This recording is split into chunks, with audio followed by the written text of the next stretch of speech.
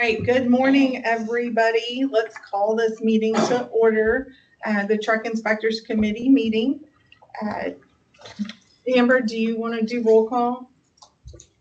Yes, I can do that. Stephanie? Here. Randy? Here. Cole? Here. Natalie?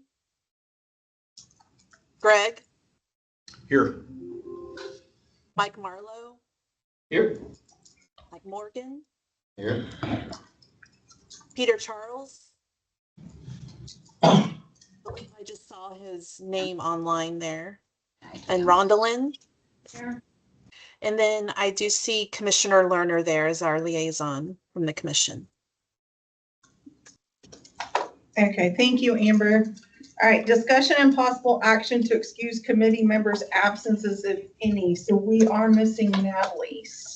And I haven't heard anything from her, but she may join later. That's what she did. Okay, so we can hold off. Okay, so we'll hold off and see if Natalie joins later and we can revisit that. All right, ratifications of the minutes on April 20th. Did everybody have a chance to look over those? Are we all good with them? No changes? Perfect. All right, general comments. I know we do have one general comment in the meeting materials. That would be just on non-agenda items. Non-agenda items. Don't, unless there's anyone here who has a comment on a non-agenda item. Anybody? Yeah, so this non-agenda item is, he's a licensed home inspector as well as a real estate agent.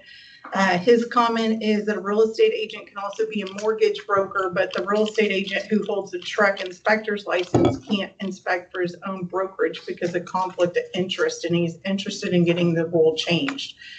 Do we feel okay with the rule as it is, or would we like to see it as an agenda item for discussion? As is. As is. Okay. Anybody? Okay. All right, anybody else have a non-agenda item in the room? Okay, subcommittee reports. Mike?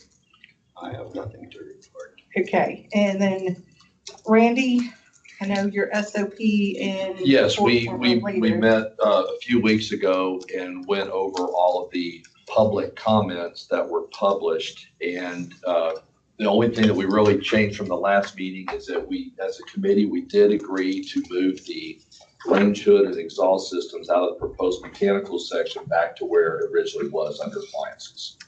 And then we did some minor housekeeping on changing, adding words such as where required and so forth. But that's the only significant change that we made.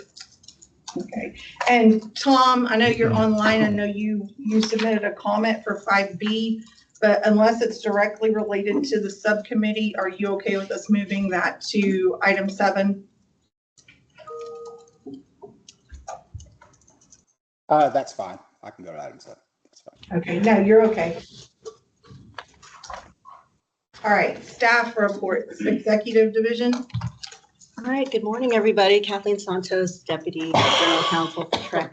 I'm here to give the executive division report on behalf of Chelsea Buckholz, who's out today. Just to give you a brief update on what's going on. Realm portal, we're continuing to see stabilization on that front. We see that in the resolution of IT tickets, and we also have our call hold times are down more consistently in the single digits, so we're moving back to more of normalcy. We have a new face at the table. John Hubner is our new licensing director. Hello. He joins us from the Department of Insurance. He's been a great addition, working on efficiencies, and you'll hear from him in a bit, and I won't steal any more of your introductory thunder, so I'll let you take it from there. And just later on in the agenda, you all will be looking at the SOPs and changes there. I just wanted to make sure you all are aware of, at the same time, staff has been working on enhancements to that online experience with looking at the SOPs. Trying to make it more mobile friendly as you're out in the field, more searchable.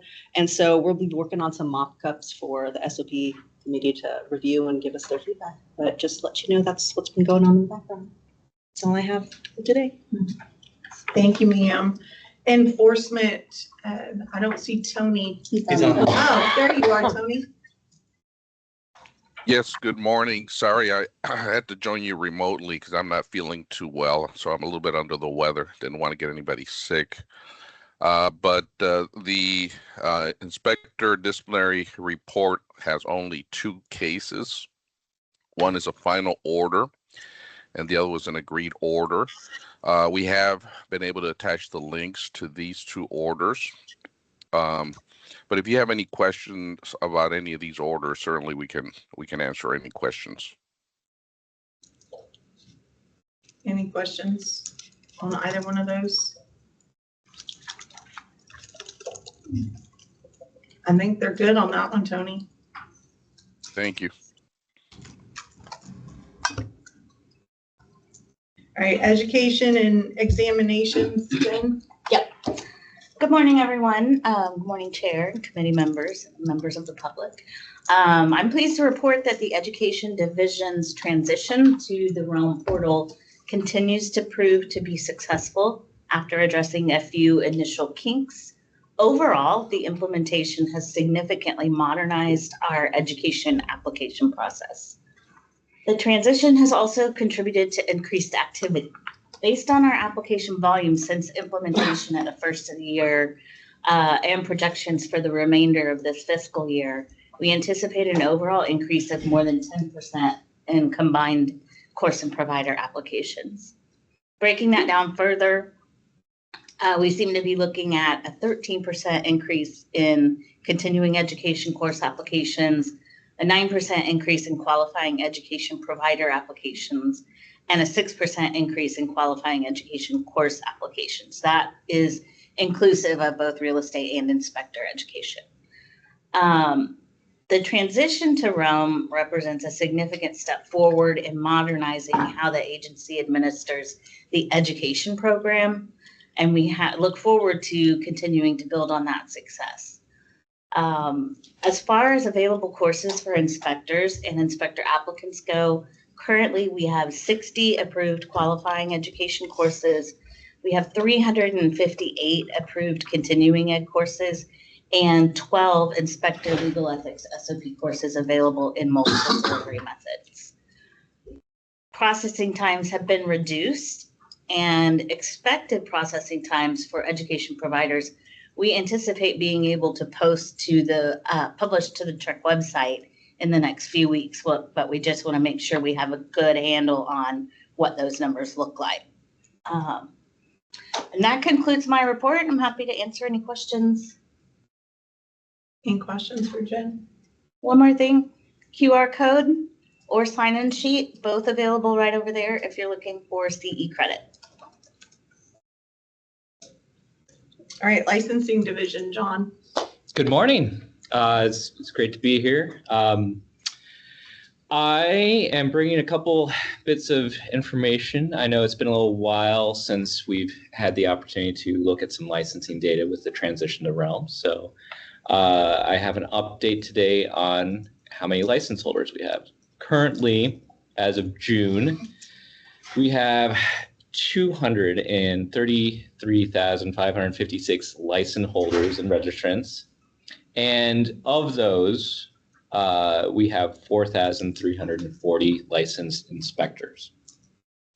This, the last data point I was able to get a hold of was from August last year, right before our transition.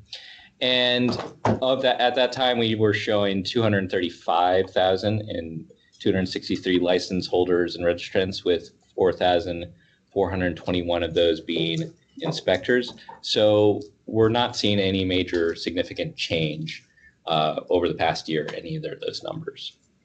Going forward for licensing, I'm looking to continue to generate and create reporting for applications received, renewal activity, and application processing times. I've sort of identified those as all key indicators of how the department's doing. But I also just wanted to accept any feedback if there's any other additional items that would be important to this committee for measuring in the future. I'd be accepting any of those, via email, or if you have them off the top of your head. In addition to that, I was going to mention that in future reporting, I wanted to just find if it is valuable to the committee if we continue to report on all licensing, or would it be better to keep the focus on just inspectors? Inspectors. Just inspectors. Yeah. Excellent. Yeah.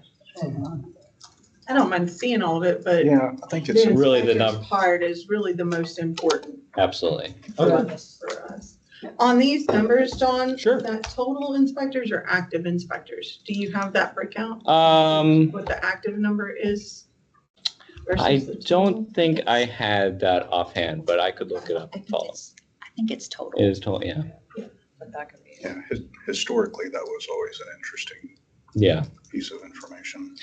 And, you know, like I said, we're still with the transition, finding ways to gather this information more efficiently and more accurately. So I look to have this a little broken down into more categories in the future. Well, we're glad to have you. Yeah, Welcome. it's So, exciting time to be here. yes. Does anybody have anything else for John? Okay, so we are going to move item 8, the TREO discussion of possible action regarding implemented rule recommendations made by TREO, the Texas Regulatory Efficiency Office. We're going to move that up before item 7 because the vote on item 7 is going to depend on some of our discussion on TREO. So Abby, if you will take it and Happy to, yeah. And apologies to the SOP subcommittee. You've already heard this spiel, so you'll be very well versed in this by the end. Okay, well, good morning, everyone. So agenda item 8 is discussion of some of the TREO recommendations we've received. So as the chair noted, TREO stands for the Texas Regulatory Efficiency Office. This is a relatively new office. It's part of the Office of the Governor. And this is our first time going through this process. And so we're kind of learning as you all are in real time. So as the name suggests, what this office does is it looks at all of our rules and it makes suggestions for improvements based on efficiency or transparency. I'll kind of give you an outline of the process, just so you kind of know what we're looking at as we move through it. So the first step in this process was both the agency, so we, and the office, TREO, did their own separate reviews. And so what you have in your materials right now, you kind of have the first section, which is what we offered or suggested as possible improvements for efficiency. And then the second section is what TREO, the office, recommended. We met initially, went through everything, and then after that, we opened up an initial public comment period. We got feedback. Many of you provided comment. Thank you for that.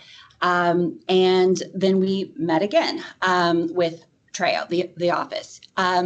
We also asked if we could gather some feedback from the relevant advisory committee. So that's what we're here to do today. After this meeting, what I will be doing is I will be providing to the office a summary of the comments here. So the task for today is to really walk through these and let us know if there are any of these recommendations you do not want to move forward with, or any recommendations you do want to move forward with. That's really the job for today. Now, when I say move forward, what does that mean?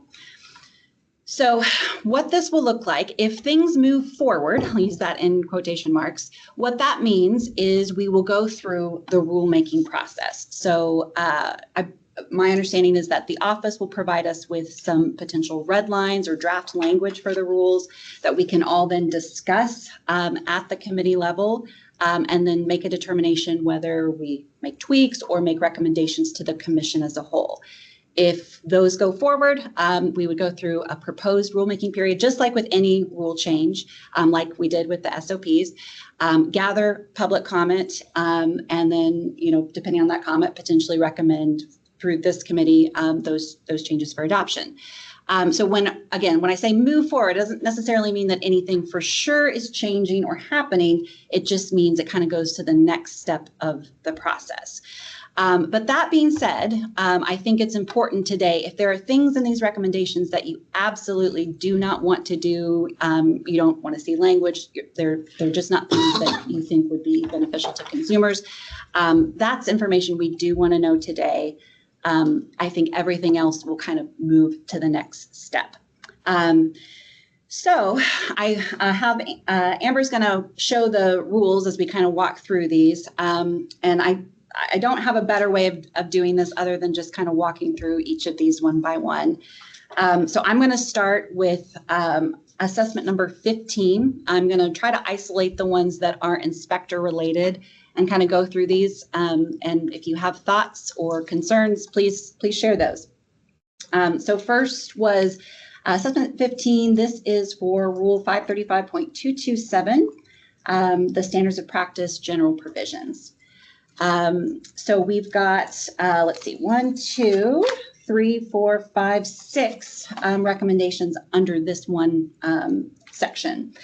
So I'm just going to start with the first one. 15.1, the commission could streamline the scope provisions in A3C, which you've got there on your screen, A3C, Amber's highlighting right now, by replacing the lists, 8 specific categories from thermal imaging through drones and excluded procedures with a single functional standard that an inspection does not require specialized equipment or procedures beyond what is reasonably necessary to complete those items.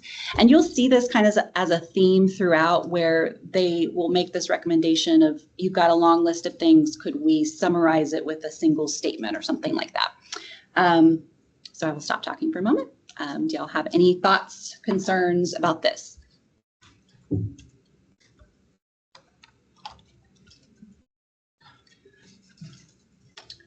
I think there's a need for specialized equipment to be somewhat defined, or specialized procedures to be somewhat defined. To just leave it as specialized equipment or specialized procedures, what is specialized to one may not be specialized to another, as evidenced by the discussion about slab elevation equipment. So I think we still need some definition.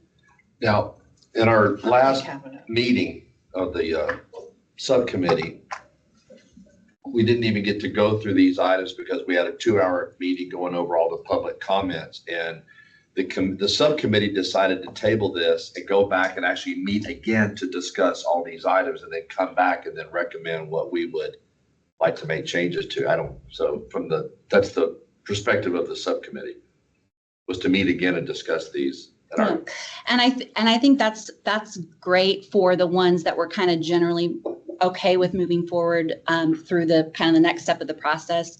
But I do have to provide a report tomorrow. So if there's any that we just, hey, we can't do this, there's concerns for consumers, we can't do this one, those are the kind of the things we need to know today. All right. So 15.1 we're keeping. Yeah, I like the list. I mean, we're not keeping. I like the list. The one problem with the list is that it's an ever-changing thing. So you're never going to be all-inclusive, and it's always going to be representative. So at what point does it become kind of useless? That's the question. Mm-hmm. And you do have in that section, including but not limited to. Yeah, and I think that's what but I like it because if one person's using that thermal imaging camera and the next one isn't, the next inspector isn't, because there's people who are still out there, then at least they can look at this and say, oh, well, they're not required to because that's considered specialized equipment. Yeah. Instead of just an assumption of what is or isn't. Would it be easier to say, here's your required equipment, and anything beyond that is? Well, we had that conversation about required equipment. Maybe it was at an education subcommittee or was it in the regular meeting? And I know because we talked about what is actually required, because we don't actually have a list of these are your required tools that you must have as a home inspector either. And you've got Looks like Tony. Tony. Yeah, I previously we did. I mean, this is a couple of years ago. Yeah, it's been a while. Oh, Tony. Excuse me. Yes, what I wanted to mention is that really what we're looking at is reasonable and appropriate tools to satisfy the requirements of the SOPs. So those are the tools that we expect inspectors to use, reasonable and appropriate tools. Obviously, that could be a lot of things. So I think the specialized equipment, this was just kind of a list that was generated to give an example of something that would be above what would be a reasonable and appropriate tools. So just so that you know, we've attempted to modify this list in the past, and there's been disagreement because some people believe this tool to be specialized or this tool to be something that should be used more frequently.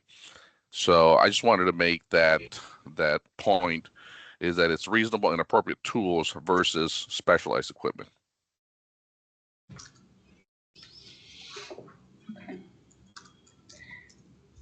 So I'm getting the sense of not moving forward with this one. Not moving Yeah. forward with Yeah. their recommendation Yeah. would be correct. Okay. Okay. All right, we'll move on to 15.2. So this one it states the definitions in subsection B of the same rule could be consolidated with the master definition sections in 535.201 rather than repeated in this rule. That's the basic recommendation. I think our initial comment was, I know, often you're using the SOPs in the field, you're not referring to rules outside of the SOPs. So that may be why the definition section is particularly helpful here as opposed to sort of the general 201, but thoughts?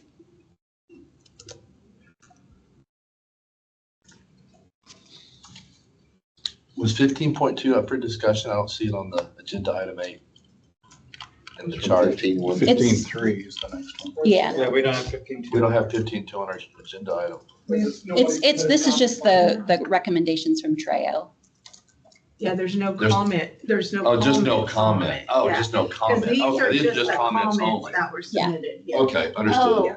Okay. Oh, yes, I'm All sorry. right. So, Okay. yes. So you see, before you, thank you. I should have explained that. So what you have in your materials are the comments we received, but we didn't receive comments on everything, on all the recommendations. So.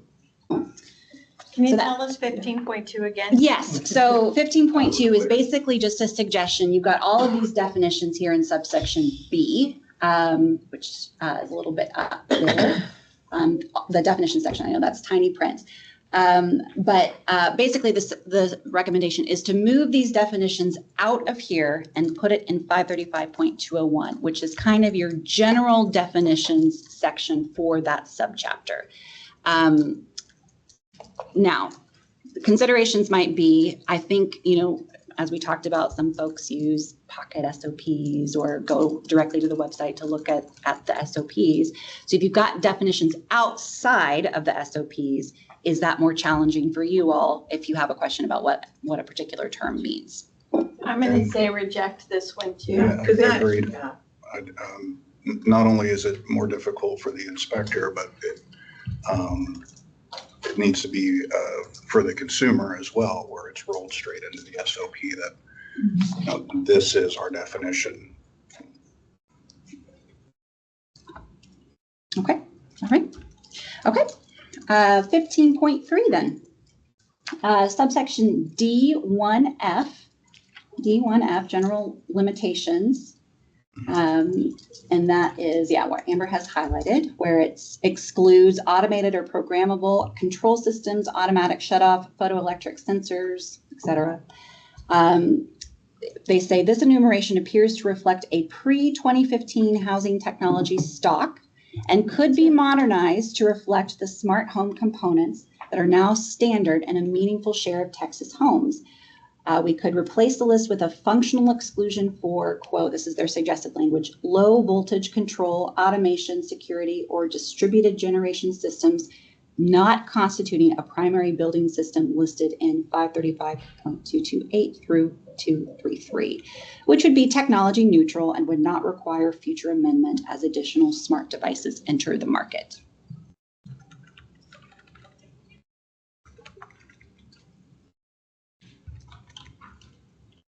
And I think an update is needed as technology evolves with these smart homes. And we don't want to take out any pre-2015 language either, because most of the homes we inspect are pre-2015. And that's what they're saying here, is Yeah, that this enhance it. proposed language encompasses all the old stuff. I was 2015 old. But also is kind of future-proof. Mm-hmm. So we don't have to do this again in 2 years when the next great thing comes out. And that's a theme that they have as well throughout, of kind of trying to future-proof things. That's fine. Yeah. Oh, and you've got Cole with his hand up. Oh, Cole. Yeah, I wanted you to read their suggestion again. It just seemed really vague, and then it kind of leaves a lot to interpretation as to what the systems are that are excluded. Yeah. So their recommendation says that the commission could replace that list with a functional exclusion for, and this is their suggested language, low voltage control, automation, security, or distributed generation systems not constituting a primary building system listed in 535.228 through 535.233. Abby, who's going to come up with this language? Like, we're just agreeing that we're going to agree to work on this later? Yeah, so what I think will happen is if we say, okay, we're okay to move to the next step, they will provide us with some red line language. Now, we can work with their office to kind of fine tune that. But I think they'll provide us with an initial draft of some suggested language, and then we would take it to like SOP subcommittee to look at or something. Fair enough. Fair enough. I think this is I guess I was asking for to read that again, because again, it just sounds really vague as, okay, so what am I supposed to check and not check? And there are places where, like in California, it's required if you install an air conditioning system, Wi-Fi thermostats must be installed. So at what point, that's part of the HVAC system, where am I inspecting the Wi-Fi or not inspecting the Wi-Fi? Or I'm just writing it didn't work. So I don't know, it seems vague to reword it that way without having some, you're not required to inspect these things because they're outside the scope of what you would otherwise be looking at.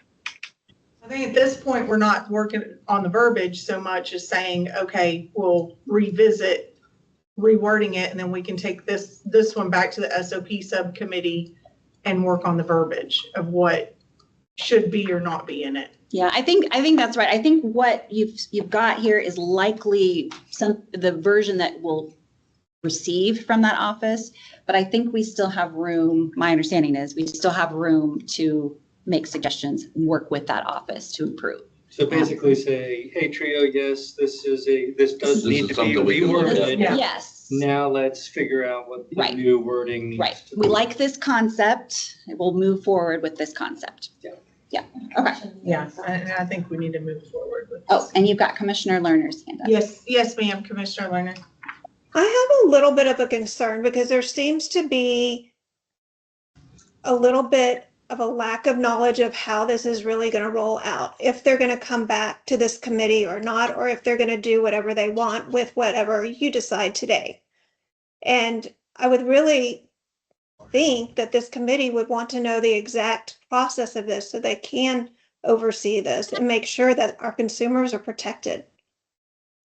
Well, they have made clear that this will go through a separate rulemaking process, and they understand that our rulemaking process involves the advisory committees providing feedback, and then, like all rulemaking, going through a proposed notice and comment period.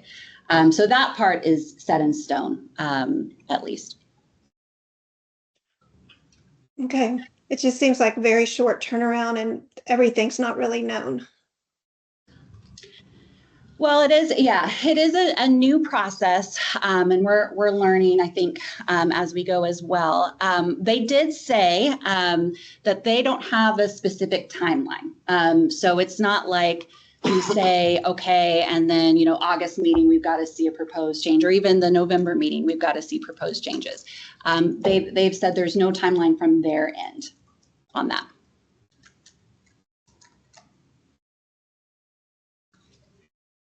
Any more comments on this one? We agree to move it forward, and I would just be cautionary on how that's worded, because the consumer is not going to know what that very generalized statement actually means. I guess when you submit our comments to them, you can ask for clarification that it will come back to our committee for final review before. Yeah, and that part is pretty clear. We've had that conversation multiple times with them. So you'll see this again. Okay. Yeah, because I'm sure our subcommittee will come up with some proposed language. Yeah, yeah. And I think, like Abby said, they're very receptive to the fact that you all are subject matter experts and the interest of the consumer and making sure that everything is clear, not only for consumer, but also for the license holders. So I think there's room there. It's just, for us, for everyone, it's an unknown process because it's brand new. Yeah. Okay. All right. So next is 15.4, and that one states the general limitations in subsection D could be reorganized into a simpler tabular or bulleted structure. So you've got the general limitations section. So I think they don't have suggestions about what that looks like, but they're wanting to simplify this long list. Fine. Yeah. I say fine, but good luck. Okay. I disagree with that idea. Okay. But we're not saying to change it as far as content, just to look at it further. But to look at it and make it more organized. Is the understanding. How are we gonna make it more organized? I would not propose removing any of that information. Okay. If you want to change the format and how it's presented, that's one thing, but in that particular section, I'll leave that. And that's how I'm reading this That's how suggestion, is to reformat it, to make it easier to understand. Yeah, because it just says make it tabular or bulleted list. Yeah. It doesn't say. That's how I read it too, but I can also make sure that that's what they mean. Yeah, because I don't think any info needs to come out of it. Yeah, so I say we move forward with this one if it is simply to reorganize into a simple tabular or bulleted structure. I'm okay with that. Okay.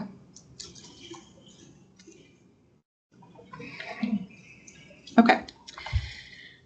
Okay, 15.5 is subsection F3. It requires that if an inspector routinely departs from inspection of a component and has reason to believe the property contains that component, the inspector must stop inspection until the inspector notifies the client. This requirement could be streamlined by merging it with the general departure notice in F2A, which already obligates the inspector to notify the client at the earliest practical opportunity. This routinely trigger is difficult to enforce and creates interpretive ambiguity without a clear consumer protection benefit beyond the general notice rule. So merging the language in F3 about routine departures with the general departure notice in F2A. I don't like this change at all. They must stop the inspection is a little over the top. I say we reject it. Okay. I don't think they understood. Yeah, they don't understand departure and routine departure. Agree that it's a misunderstanding of what the departure clause is, and departure falls under two areas. It's what you routinely depart from and what you may depart from upon discovery once you get there. Okay. Got it. Okay, and then last one for this section, 15.6, the phrase "in the reasonable judgment of the inspector" appears separately in the definitions of accessible B1 and deficiency B5. This standard could be moved to a single overarching provision in subsection C, stating that all judgments required by the standards of practice are made in the reasonable professional judgment of the inspector, eliminating repetition and clarifying the same standard governs all inspector determinations throughout the SOPs.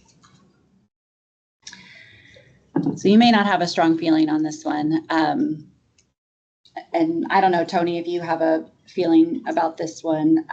It's essentially, I think, moving in the reasonable judgment of the inspector to apply sort of overall, as opposed to using those just in those terminology for accessible and deficiency.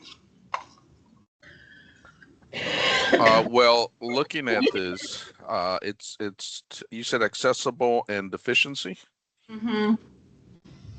So they say. I mean, it is always in the reasonable judgment of the inspector. That's a reasonable person standard that we use to provide some, objectivity to the standard. So it's not a subjective standard. It's not whatever the inspector wants. It's a reasonable inspector, a reasonable judgment. So it's kind of an objective standard. So it is going to be always the same, whether we need to eliminate it. So they're proposing to take it out and just define it separately? Yeah, they say take out that phrase, quote, in the reasonable judgment of the inspector, and then have it essentially apply in an overarching provision in subsection C, where they would state that all judgments required by the standards of practice are made in the reasonable professional judgment.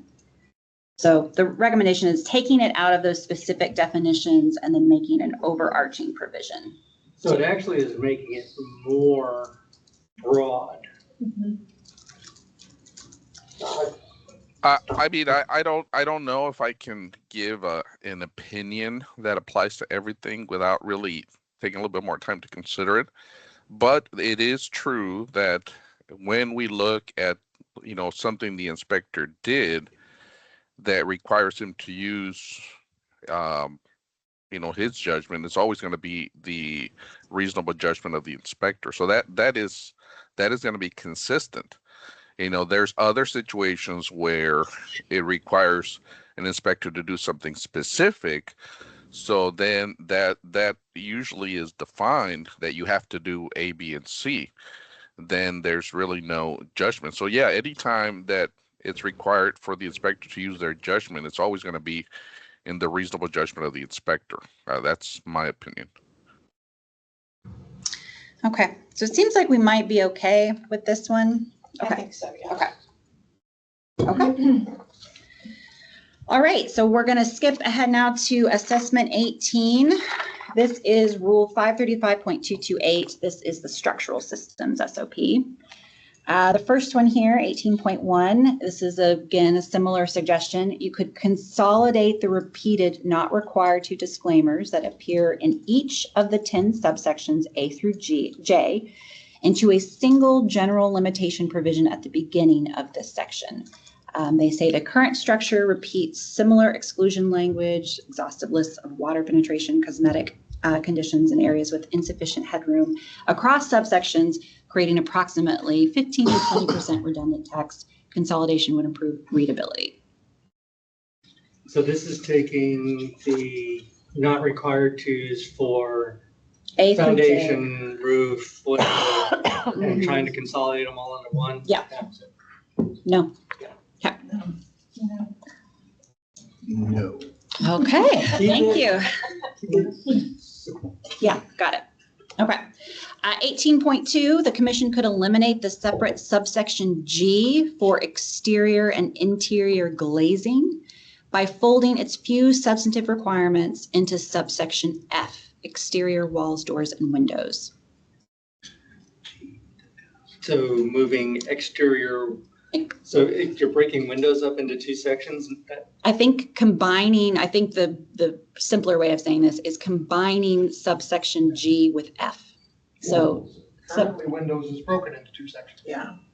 yeah, subsection G is exterior and interior glazing, and combining that with F, exterior walls, doors, and windows. Yeah.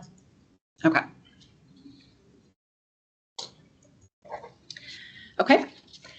18.3, we could remove prescriptive carve-outs for porches, balconies, decks, and carports in J that simply restate baluster spacing requirements already covered under stairways at subsection F. So combining these, subsection J and subsection H. No, that's completely different. That's completely different. It's Two different, yeah, way different.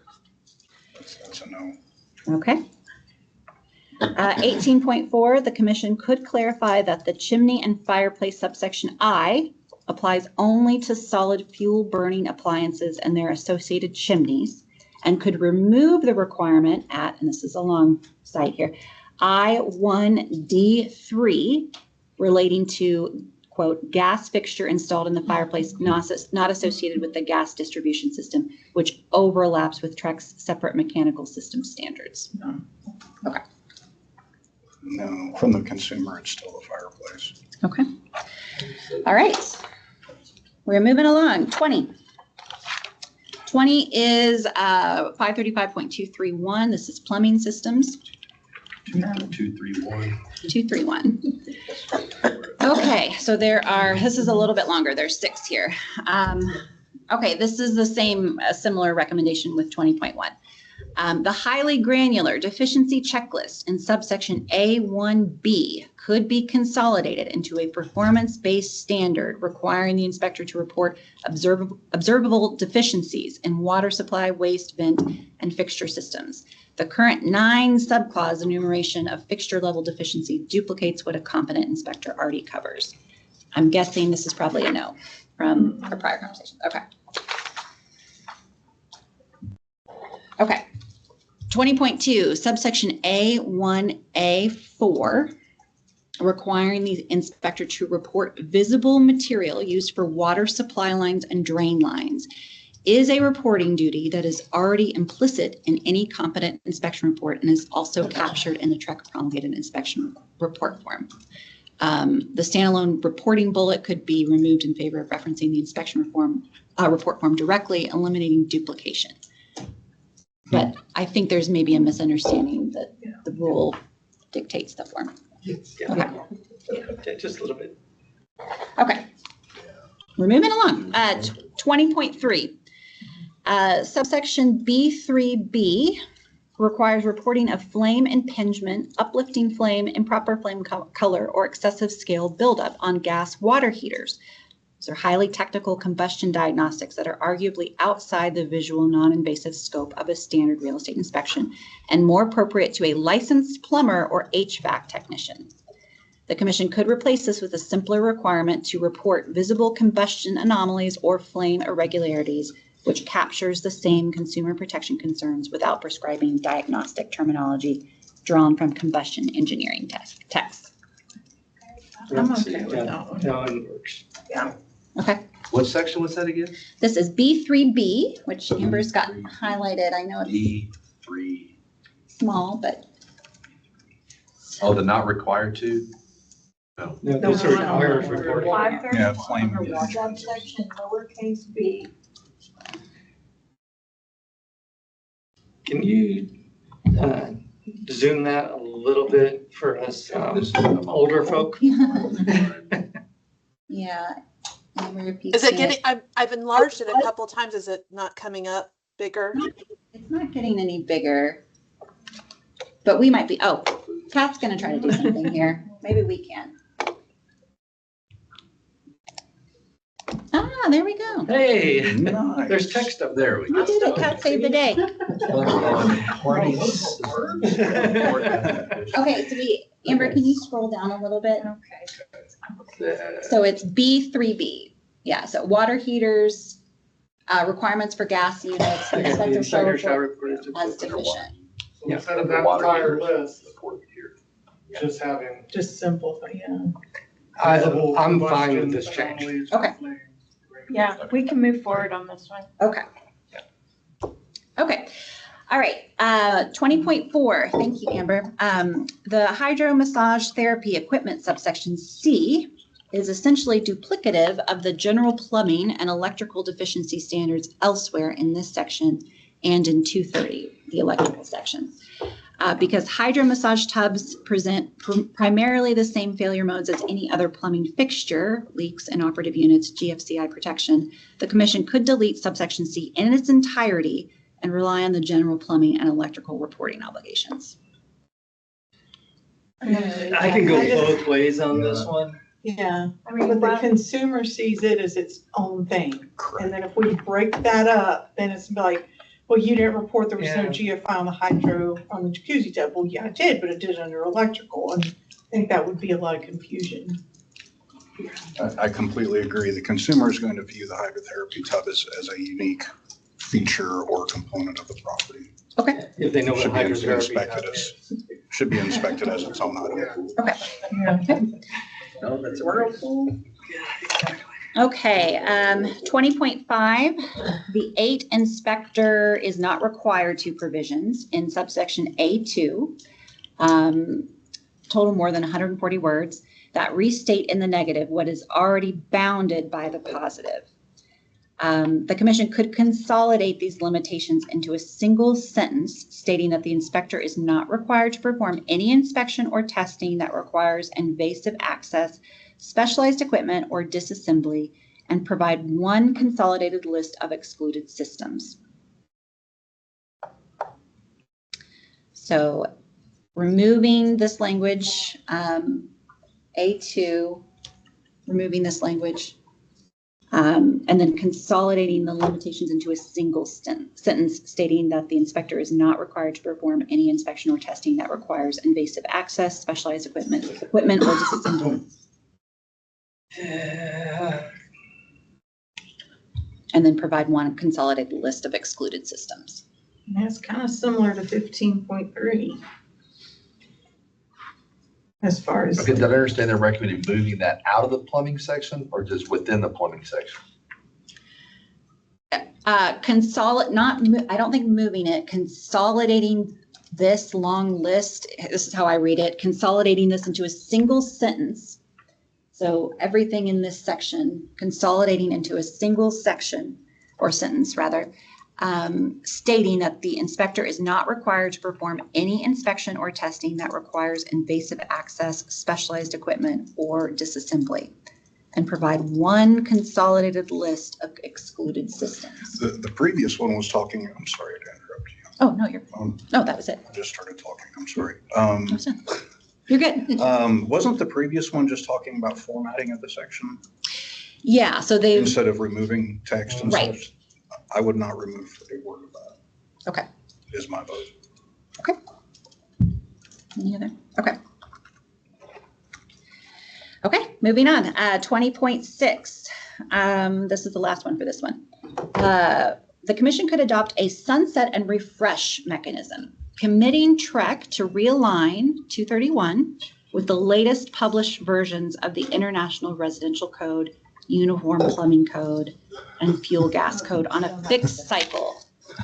No. No. Okay. They're not code inspectors. Got it. All right. 21. So now we are on the HVAC section 230. Okay, there are 5 here. This is a similar recommendation for the first one. The enumerated list of excluded equipment in subsection D2C, including wood-burning stoves, boilers, oil-fired units, heat reclaimers, sequencers, etc., reads as a 1990s equipment inventory. The list could be replaced with a concise principle-based exclusion, something like, this is what they suggest, components beyond a visual non-operational inspection or requiring specialized licensed trades. That's the language they suggest. Shortening the subsection substantially and future-proofing the rule. I think I agree with simplify, moving forward with it. Yeah, we may need to work on the wording a little bit, but it does need to be simple. Okay.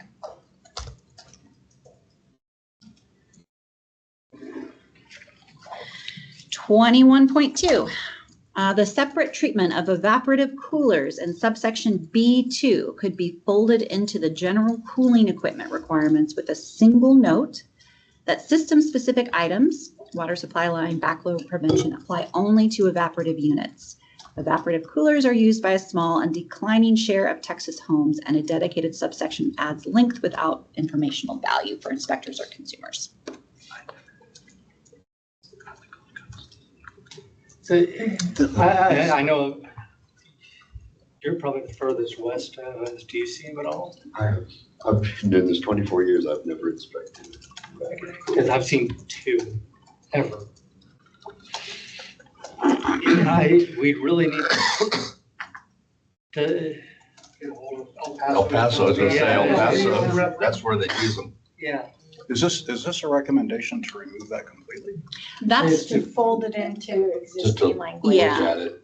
and specify that it's only applicable to evaporative coolers. Yeah, what their suggestion is essentially get rid of B2, and then they say combine that with the general cooling requirements with a quote single note that specific system items apply only to evaporative units like water supply line back. They do exist. They are out there. Oh, yeah.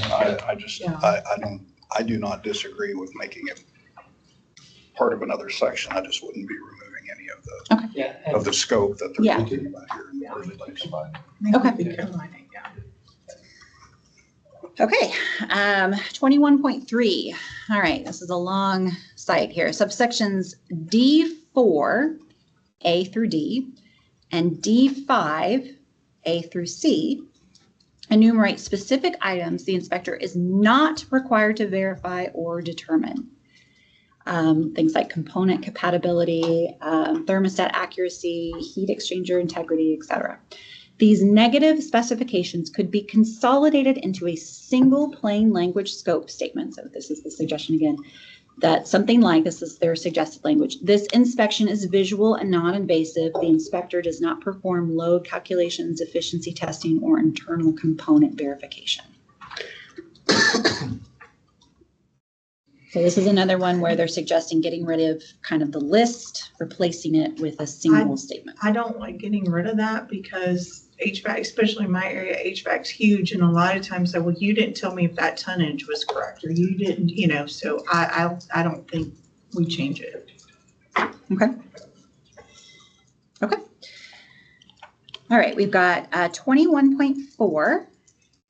The rule could add a brief provision expressly recognizing modern equipment categories, ductless mini splits, variable refrigerant flow or VRF systems, and heat pump water heaters integrated with HVAC, so that inspectors have clear guidance when encountering increasingly common installations. Rather than adding length, this addition could replace the obsolete equipment list referenced in 8.2, keeping the word count sort of net neutral. So adding some provisions, it sounds like, to address these equipment categories, but then replacing the equipment list in 8.2. Yeah, we don't have this one in front of us, so it's, where, can we highlight where we're talking? Yeah, let's see. In 8.2, I don't know what they're referring to in 8.2, but this is 230. So let's see, where's their equipment list? Let's see, it might have just been a typo. There's actually, the only equipment list is heating equipment, cooling equipment. I don't think it excludes any particular type of cooling equipment or heating equipment. There is no drop down. Coal. Yeah, from the way you read it, you know, whether it's a VRF or a ductless mini split, all the pieces are the same. You still have a condenser, evaporator, compressor. So, you know, but you need references to the older stuff, even if there is newer stuff coming in, so that you can make sure, you know, that the old and the new is covered. So the list you made is they're new types of systems, but they have the same pieces as the old systems. What do y'all think? Yes or no? Don't move forward. Rhonda says don't move forward. Anybody else? So is there anything that says required to verify the functionality of a VRF or a variable speed fan? Or something, you know, so it may be worth looking at the rule just to make sure that we're covering our bases on what we're not required to do. That type of thing. It won't hurt to have them look at it. We can always say no later. Yeah, how do you know if a two-speed fan works? Yeah, I mean, as a VRF is still going to do the temperature drop that you're already inspecting for. So it doesn't really matter if it's variable frequency or not. It's Okay. So you'll say we need to revisit this rule and accept the recommendation? We'll move forward. Okay. Yeah, at least look at it. Yep. Okay. All right. And then the last in this section, 21.5, the report. So this is the language they're quoting. The report, the type of heating systems, and the report, the type of system requirements in subsections A1A and B1A of this rule could be satisfied by a single standardized dropdown in the inspection report form rather than a free narrative requirement embedded in the standards of practice. Moving type identification to the form itself streamlines inspector workflow and improves cross-inspection data consistency. Yeah, I don't think they quite understand what they're talking about there.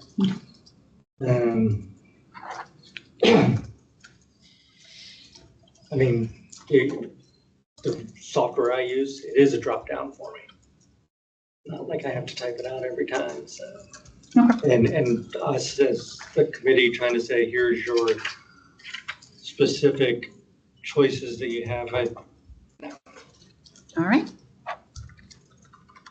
Okay. We are like getting halfway through. Oh, wow. Okay. All right, 22. This is switching gears a little bit. This is not an SOP recommendation. This has to do with 535.214 education and experience requirements for a real estate inspector license. Okay, so there are 9 recommendations here. All right, so in the first one, the specific course module breakdown in A1, B1, D1, and E1 could be consolidated and modernized under our rulemaking authority. Today's 5 or 6 name modules with rigid hour allocations prevent providers from delivering integrated outcome-based curricula and updating content as inspection technology evolves. We could replace this prescriptive module list with a competency-based content outline tied to exam blueprint topics, preserving the statutory 90-hour for real estate inspectors and 130-hour for professional inspectors floor, while allowing delivery, innovation, and modest overall hour reduction. So A1, B1, D1, E1. So A1, I think, is for, can you scroll up a little bit, Amber? Yeah, A1 is for real estate inspector license requirements. B1 is for professional. Yep. D1 is Back to real estate. This is the substitute pathway. This is real estate. And then E1 is for the substitute pathway for professional inspectors. So again, they're saying consolidate these, replace this prescriptive module list with a competency-based outline tied to exam blueprint topics, preserving the floors while allowing delivery innovation. So I take this as taking the requirements out of the rule and replacing them with like a course content outline. Which is what this committee did just a few years ago. I'm not sure if they realized that, because a lot of that was based on the review of the exam content outline, the reorganization of the courses, and then the reduction. It was really complex to get an inspector license in the past. So yeah, so I think but it would be taking out these like specific property and building inspection module 1 total 4 hours out of the rule. And we've got Scott. Oh. Scott Regan, Redfish Inspections, it's OKCE. She's correct. That was Sunset's decision. All that wording was not us in any way. That came from Sunset, where we had to rewrite everything during COVID. So what you're asking is asking the state agency to override a government agency. So. Yeah, they did. Sunset did come back when that occurred, you're right, and was like, this is too much. This is. We went through that for 9 years. Yeah, almost. and then, and then the education subcommittee worked really hard on making recommendations. I may be misunderstanding what the trio is suggesting. But it would be a big undertaking to go again and like reorganize the content and do that. Could be done. Well, But what are you seeing on your end? Do you see a need or even, I guess, John, your department too? I mean, are we seeing a need to update the course curriculum or anything? What are our pass rates or? they're not out of line. Like all of our pass rates, I don't remember exactly what they are, but I look at them and they're industry standard. You know, they don't look great. They're under 50% they're under 60%, I think, for first time pass rates. That's the first attempt at your exam. But that is like an industry standard. I'm going to say this, based on what it says here, right? It prevents providers from delivering integrated outcome-based curricula. I don't think that it prevents providers from providing additional information that maybe is not part of our minimum education requirement. And where it says the commission could replace prescriptive module lists with competency-based content outline. So who's going to review that competency-based outline? Then it looks like, I don't know, maybe I have this entirely wrong, but one school has one outline for course curriculum and another school has a different outline for course curriculum. How do you? Well, they can't do that right now. We I have, know. right? So we have the new course, I call them new, but course approval forms that outline the content. Abby, what is your interpretation of what they are trying to accomplish? I think they are trying to say we should have in the, this is my read of it, that they are trying to suggest that we include in our rules something like, you've got to be, it's probably not exactly right, but you've got to be competent in these areas, but the specific hour requirements or like the specific coursework, you take that out of the rule. But you've got to be competent in these things in order to get a license. So I think really the question for you all is the specificity beneficial? It might be tied to the sunset requirement, so that's another consideration.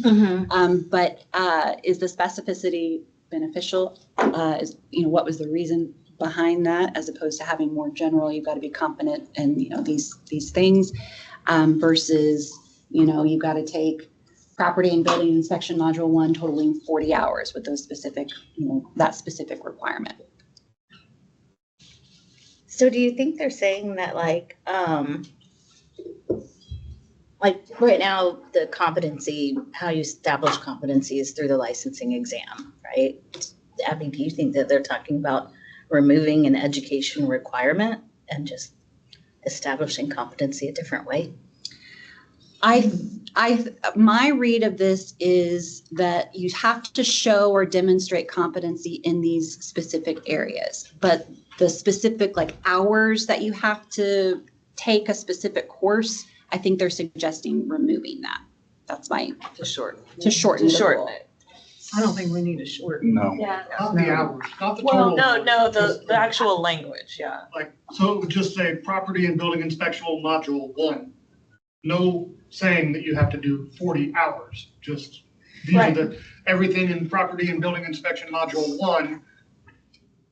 Break that list down of the things that it covers, you've got to do it. Yeah, so 40 hours. And I think they might also be suggesting the specific courses that you take shouldn't be prescribed in the rule. More that you've got to be competent in these areas, but the coursework that you have to take shouldn't be prescribed. That's how I read this. But it's also qualifying education. And then I think that every qualifying education provider should be providing the same just like the lease op and everything else. I don't like taking it out and letting each provider decide what they teach. The whole reason we went through this was to get everybody on the same standard plane. I don't think we need to change it. I mean, Or do we need to go back to TREIC and say, what are you talking about? Even the smallest junior college out there prescribes the number of hours for courses to get to whatever degree program you're going towards. And then how does TRIO, how do they know that providers are not delivering integrated outcome-based curricula in the first place? How do they know that that's not happening? And then on the back end of it, how are they going to sit there and ensure competency if we don't have a target amount of classroom information time for that student to go through in order to absorb all that in the first place? That sounds like things could get really, really flexible from the education providers if all they have to do is meet a, yes, they enrolled and showed up. And I'm not trying to poo-poo the education. I am an education provider. Yeah. But my point is even for my 4-hour CE class that I turn in, I have to show some level of like, here's what we're doing this sometime program. I disagree with this. Now, the way I'm interpreting it, I don't like it. I wouldn't want to move it forward. I mean, I feel like if somebody's a licensed HVAC contractor, the commission could accept that as that they are competent in that topic, and maybe they don't have to take the prescribed hours in HVAC. But outside of that, we would have to establish for you guys, right, what is competency in a specific topic. Yeah. And then secondly, you know, that just puts a huge burden on you guys to try to figure out what should be accepted for coursework and what as qualifying, you know, to approve a course and what shouldn't. You've also got like programming considerations, because with the database management system, you like schools courses are approved for a certain number of hours. And so that allows for these modernization technology things to happen, which are you can auto approve an application because the education is entered based on these standards that are in the system. I just throwing food out for thought. I'm saying no. It seems like a no. Okay. Are we all good not no. moving A that hearty one no. forward? Yeah. Okay. Got it. Okay. A lot of conversation for. Well, no. good. Yeah, good conversation. Consideration. Well, and I mean, this, again, the conversation, it's helpful because we'll have that conversation with them. So it's helpful for us. Okay, 22.2, the 134-hour professional inspector requirement in B1 could be lowered to the 130-hour statutory floor. The 4 hours above the statutory minimum represent pure agency add-on with no statutory basis and no demonstrated consumer protection benefit. Aligning to the floor saves each prospective professional inspector approximately 4 classroom hours and associated tuition, typically $50 to $100 with no loss of statutory compliance. So the question is, do you want to lower the floor or lower the requirement to the floor of 130 hours? I would be surprised to see the course fees go down. Yeah. Yeah, right. I don't. Yeah, I don't see any reason to change anything there. Where did the 4 hours come from? Yeah. What is the 4 hours? Well, What are you cutting? yeah, because it's what's in B1. So you've got 40, 40, 10, 20, and 24. So it would be, part of the SOP module. Yeah, 4 hours of the SOP. I mean, that doesn't mean you would have to cut from there, but that's where the 4 extra hours came from. So where did the 130 come from? The statute. Yeah. They don't line up. I personally don't think we need to cut any hours. No. Okay. I think we need to add, but Agreed. Okay. All right, 22.3, the substitute pathway hour totals, sorry, said that weird. The substitute pathway hour totals in D1, 114 hours, and E1, 154 hours, could be reduced toward the lower end of what the statute permits, the floor. The statute caps the substitute pathway at 320 additional hours, but does not require the agency to set it anywhere near that ceiling. A right-sized substitute pathway, for example, reducing the real estate inspector alternate to approximately 90 to 100 hours and professional alternate to roughly 130 hours would unlock a viable non-apprentice on-ramp for experienced trade workers while still satisfying the statutory mandate. Again, the question, this is for the substitute pathway in D1 and E1, whether you want to reduce hours there. Wait, we can go up to 320? Sounds like something for the education committee. We were there once. Uh-huh. So I'm looking at the comments, and I really like the comment that Lee wrote regarding this, that roughly 3% of licensed inspectors chose the real estate inspector path. And he said, in fact, the standard for requirement for becoming a licensed inspector should be raised, not lowered. Lower standards as prescribed by the state produce a less qualified inspector to serve public or into the public to serve consumers. Okay. So I agree with that. So I know. And too, it may be under the misunderstanding that more people use that path. It may help them to know that it's very underutilized. I was under the impression the real estate inspector license was being phased out. There was discussion of it, but we But we didn't phase it out. I have multiple real estate inspectors working for me. I like that it exists. Okay, so now on 22.3, going to 22.4.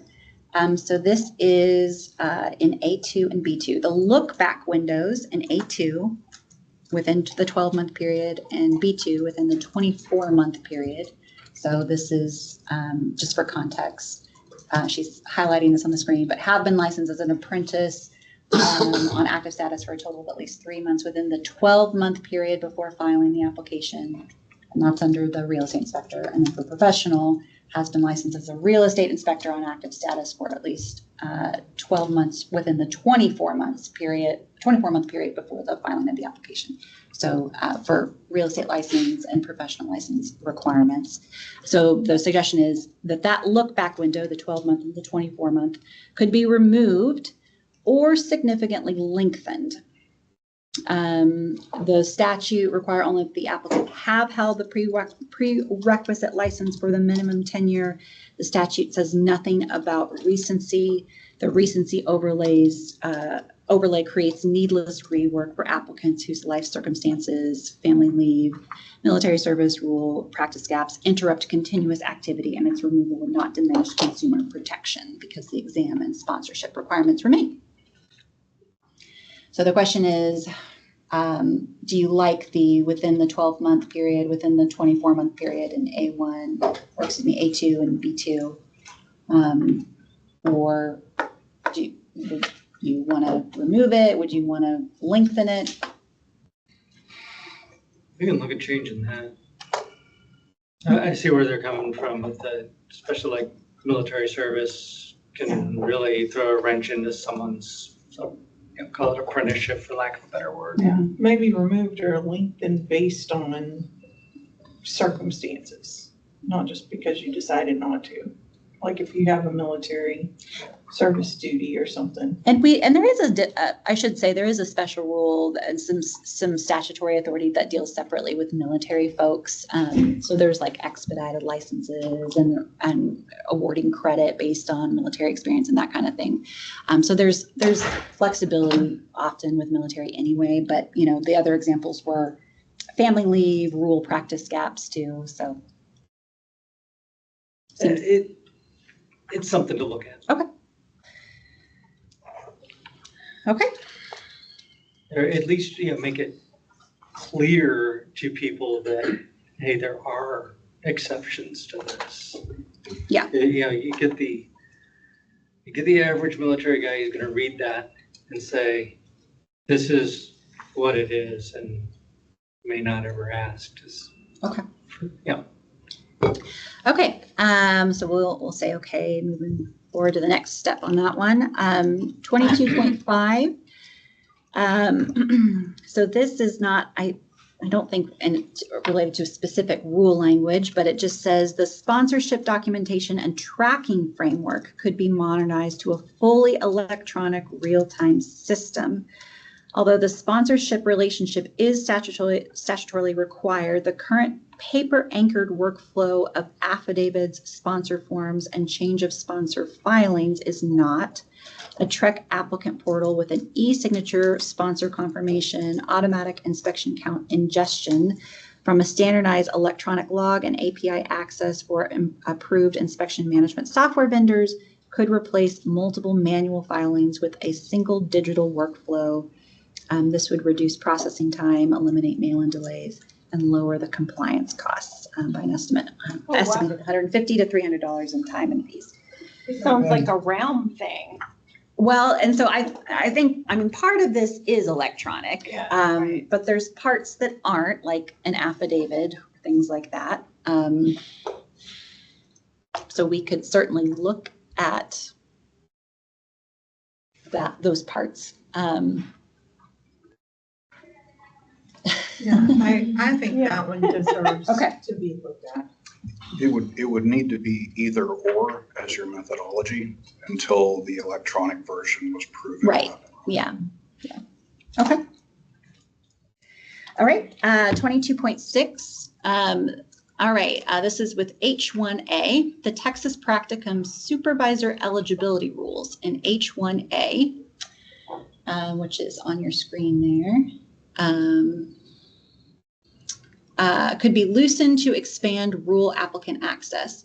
The current rule requires supervisors to have been licensed as professional inspectors for at least 5 years and either 3 years of supervisory experience or 200 career inspections.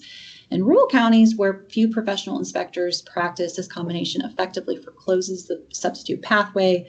The commission could reduce the tenure requirements to 3 years or allow the 3 years supervisory or 5-year license criterion to stand alone, making the practicum practically available statewide.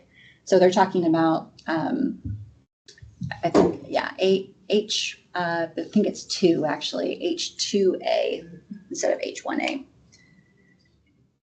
So the requirements for who supervises the practicum, for the requirements for that licensed inspector. Yeah, we want practicum supervised by our senior competent inspectors. Yeah. Yeah, that's a firm Yeah, I no. disagree with this, and I think using rural is not valid. Okay. Okay, 22.7. The industry certification credit pathway could be added consistent with the statute's mandate to provide for substitution of relevant experience and additional education. Applicants holding INTERNACHI certified professional inspector, ASHI certified inspector, or ICC residential building inspector credentials could receive pre-specified hour credit against the substitute pathway coursework.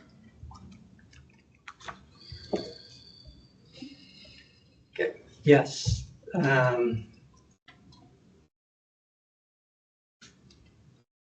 Yes and no. Well, we definitely need to look at alternate to specifically, like, you know, are there alternate exams, qualifying exams that we can look at? Things like that. There's more than one way, I think. I think the answer to this one is yes, we should consider it. I mean, other states offer reciprocity. That's how I got my Florida license. So I think that, you know. But coming here from another state where I was teaching inspection, I had to start from ground zero. Right. Coming here. you probably had to take a similar test as you did in the other state. Well, I So took the it's- NHIE So there. if you took it there, it should be applicable here. But yeah, I did not have to take the NHIE again, but I had to take the entire 400 hours. Oh, okay, yeah. And then take the state model. Oh, wow. Yeah. I can see it being visited as long as it doesn't reduce what we require in state. Got it. Okay. Okay, 22.8. Military and veteran experience credit pathway tailored to this chapter could be added. Military service members and veterans with construction, facilities engineering, CB, combat engineer, or military housing inspection backgrounds routinely perform work closely analogous to real estate inspection. If the current affidavit-based experience credit pathway in G requires civilian-style affidavits from persons who have personal knowledge of the applicant's work, a poor fit for their service records. An explicit MOS ratings-based crosswalk with credit for documented service experience would broaden access. So as we noted, we do have already some flexibility for military folks, but I think their point here is they would like some, or their recommendation is some more specific guidelines as to how military folks could meet those requirements with their experience. If we already have the. We have a general. We have a general. We, one thing that we may need to do that would be a quick, easy fix is just, better information online saying, hey, if you're military, let's talk about how you already have met some of the requirements. So, give the military a easy, not necessarily easy, but an obvious, hey, this is where you need to go to figure out what is available. Okay. All of this deals directly with their education, Mm-hmm. correct? And experience, yeah. Okay. The longer project on that is going to be lining through what all those positions you just listed, where's the tie-in to home inspection? Right. The military probably already has that. They absolutely have that. You just need to But it's just a matter of just connecting the dots basically and lining that out. Okay, got it. Okay, last one for this section. Again, not for a specific provision in the rule, but 22.9, the experience credit documentation burden in G. Actually, I stand corrected, it is in G.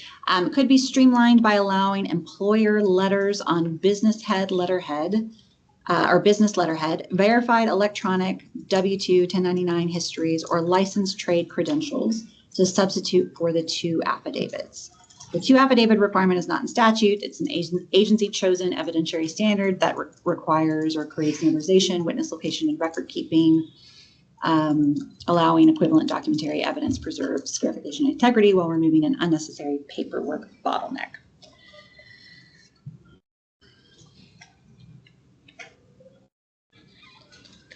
I think this goes along with what we've already been saying. Yeah. Okay. Okay to look at. Okay. All right, moving along. 23. This is 229 electrical systems. SOPs for electrical systems. So back to SOPs. Okay, the first one, 23.1. The regulation could be modernized to address solar, photovoltaic PV systems, battery energy system storage systems, and electric vehicle supply equipment, which are present in rapidly growing shares of Texas homes. Current inspectors operate in a gray zone because this rule predates the widespread adoption of residential solar and EV charging, and a buyer cannot rely on the standard inspection to cover these high-value systems. And no. Yes, I have no problem adding to the list, inspector not required to inspect these items. Agreed. Yeah. That's- And I think that's, like, there is no mention of these items. There needs to be. And I think that's what this rule is. Yeah. But not have a standard of practice where you to inspect inspect it, that but it's to not say, required. Not going to, Just to not address required it to, yeah. in Just- we general. could do that. This language makes you think that they're asking us to inspect those items. Yeah, that's how I read it, but we I- can definitely, they were not required to inspect these items, but this We is just can- clarification and stuff. Yeah, we can address them and say, nope, we don't look at those. Yeah. Mhm. So I think accept Yeah. to consider that, yeah. Okay, 23.2, subsection B2H limits AFCI testing when the property is occupied or damage to personal property may result. This limitation, while sensible, could be expanded and clarified to a general, quote, the inspector may decline any test that in the inspector's reasonable judgment poses a risk of equipment damage, data loss, or interruption of critical home systems, medical equipment, aquariums, computers, home automation, end quote. This modernization reflects today's technology-dense homes where a single tripped breaker can disable security systems, smart thermostats, and networked equipment. Don't need the police Right. showing up to another inspection. Is that a no? I don't. It's a no. Okay. Yeah, because I mean, it's just changing the language we already have. This is changing it, this is making It says it gives more you the option. broader. Yeah, it's like, So I actually don't have a problem with this, because like I said, I don't need the police showing up to another inspection because I tripped a security system and, you know. well, the way I read this is that if the home is occupied, then you have the option to test the AFCI. And then how are you gonna know that there's? You always have the option to test the AFCI. This is going broader, instead of just saying you don't have to test the AFCI if it's occupied, it's saying, hey, if you think that testing this system is going to cause trouble with something, whether it's occupied, unoccupied, whatever, then you don't have to do it. So this is a broader statement that they want to add. Yes, you're right. Okay. So I'm fine with it. Okay. I do find it ironic that they have repeated in the inspector's reasonable judgment again when they wanted to remove that to a generalized statement earlier. Okay, so we're okay with this one? Yeah. Okay, all right. 23.3, the smoke alarm requirements in, and this is another long site, B1C12. B1C12, so we're just getting that, B1C. There's no There is comment, no okay. 12, okay. Let's see. Well, let's keep going and see what they mean. And carbon monoxide alarm in 13, okay, yeah, right there. They just have the wrong site. Could be consolidated with the general reference to manually testing installed and accessible smoke and carbon monoxide alarms in subsection B1A. The current structure lists the same alarm categories in multiple places. I say reject this because in part, that listing of those locations is kind of a prompt to the inspector to indicate where they're required. Yeah, we discussed that in depth. Subcommittee. Okay. That portion also specifically lists out what we would be listing as a deficiency. Yeah. Am I correct there? Yes. Would not be removing that. Okay. Yeah, we actually added another location on the carbon monoxide in there as well. Okay, 23.4. The inspector is not required to. Lists in A2 and B2 could be combined into a single scope limitation subsection at the end of the rule. This is a similar recommendation. The current structure creates two parallel lists of exclusions that inspectors must cross-reference, and consolidating these limitations improves readability and reduces the likelihood of scope creep disputes. So A2 and B2, so this is A2, the inspector is not required to, we've got that list, and then B2 is also an inspector is not required to. This list. So their argument, TREIC's argument is that it's two parallel lists that that inspectors have to cross-reference, and consolidation would improve readability. No. Okay.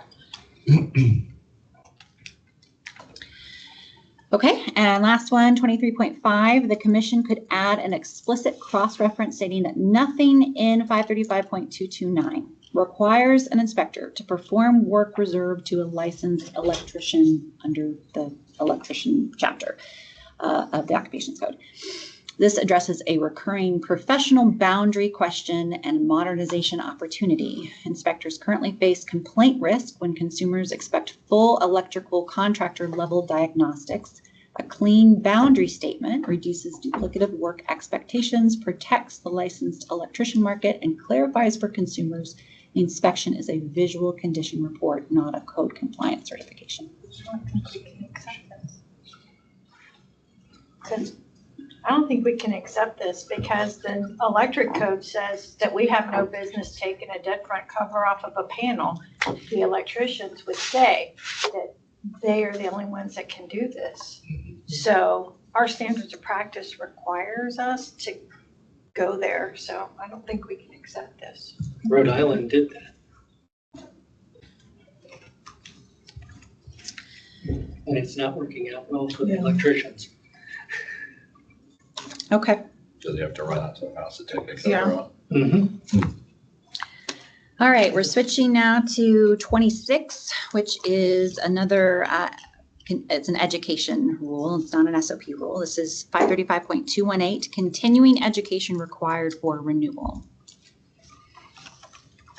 Okay. All right. So 26.1. The 16-hour single subject cap in subsection A3 could be eliminated or raised to a 20 to 24 hour.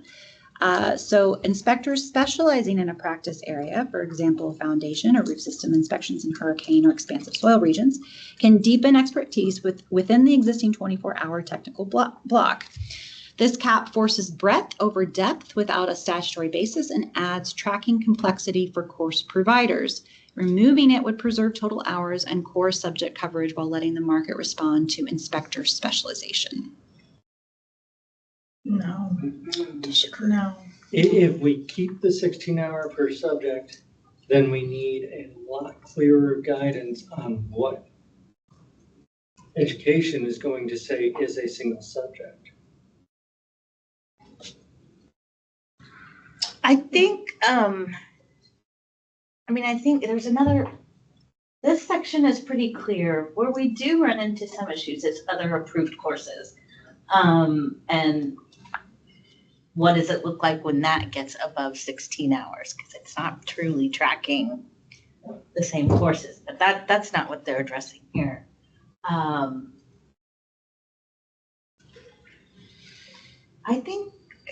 think we're okay in this area. I think the education team is able. Are you saying that it's not clear for you? For It's us? not clear from our perspective. Oh, I see. Okay. Yeah.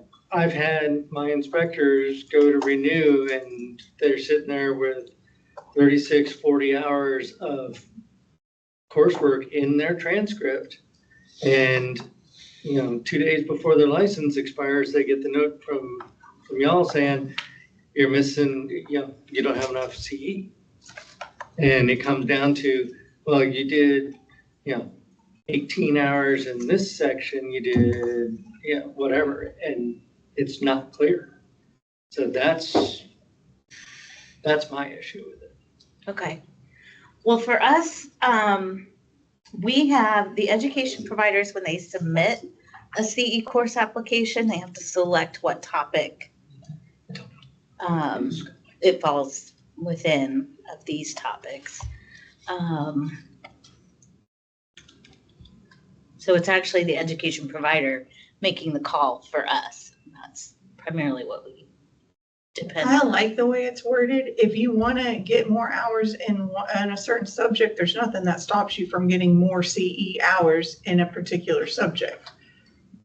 But by allowing an inspector to do 8 lease op hours and then 24 in all the same field, then I feel like that's not protecting the consumer because they're just focused on one subject. Shannon Gatewood. Jen, is there anything in the course number, course description, anything that designates what category it falls into from the layman perspective to say, oh, I'm taking this course and it's labeled as framing or it's labeled as electrical. Because that would potentially eliminate. Not on the forward, it is on the website, what it satisfies? Let me look real quick. So the providers categorize it. Even if it was on the course number of, Yeah, I see what you're 17724 saying. F, or something. The course numbers don't designate Yes. what topic, but if you look at the courses listed on the TREC website, the courses do tell you what the subject was that was approved for that course. Okay. It's on the website. Yeah, and some of the course titles are gonna be self-explanatory. Right, yeah. Some, yeah. Some, yeah. When it, Some will I be- think you're right about when it falls into that other category, Right. we kind of get a little crosswise on, crap, I took 18 hours in that category. Well- I didn't realize it. And I'm getting some feedback from my team too, that one of the most common things we see is like a 50 HVAC, 50 electrical. Yeah, and Yeah, we're two topics are the two same topics, for and two so different which topics one, in the same course. Right. It's like talk moisture with the intrusion. provider, but the subject is listed on the website, and then you should also, the license holder search, I think, would also tell you what you needed as far as No, the it doesn't. Trying to find- remaining I'm CE. trying to find one. Okay. Like when you search your license on the TREC website and it shows you the courses that you have completed, it should show you the topics listed there as well, unless with round. It just it has Who's been driving updated. this? Oh, Amber. Does it? Oh, Cole's got his hand up. I just had a question on, seems like the people submitting their courses for approval should to note specifically what requirement they meet. And I guess you guys have a new state website for tracking this. It seems like when you log in and you look at it, it counts up the hours specifically. I mean, relying on the name of a course, why can't they just say this course needs framing, period? When we submit classes, we have to put what section it is. Right. Yeah, and they're all Yeah, configured but on. I'm saying the course provider does that, not the inspector. That way the course is already approved for whatever section it's approved for, and that's it. That's what it goes for. Amber, can you go to the TREC website and the education?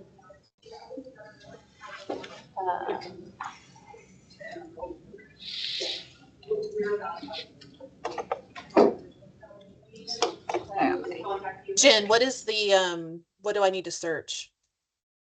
Just go to the education tab up top at the drop down and search approved courses, and then from that drop down, inspector CE courses. So then if you open up just the first provider, the subject is listed. Oh, okay. For the The course. other related topics. That's the other. That's a huge problem because you can only get 16 there. Yeah, But so I just want to take a framing class. Where is that at? that one doesn't offer. So go to, That provider doesn't go offer. to Internachi and they'll have a little bit of everything. Yeah. Yeah, you would. One of the things we have talked about, we haven't had bandwidth to do it since we've been going through the realm transition and all of that, but is a search filter. So if you look above, there is a search for like the inspector non-elective course versus electives.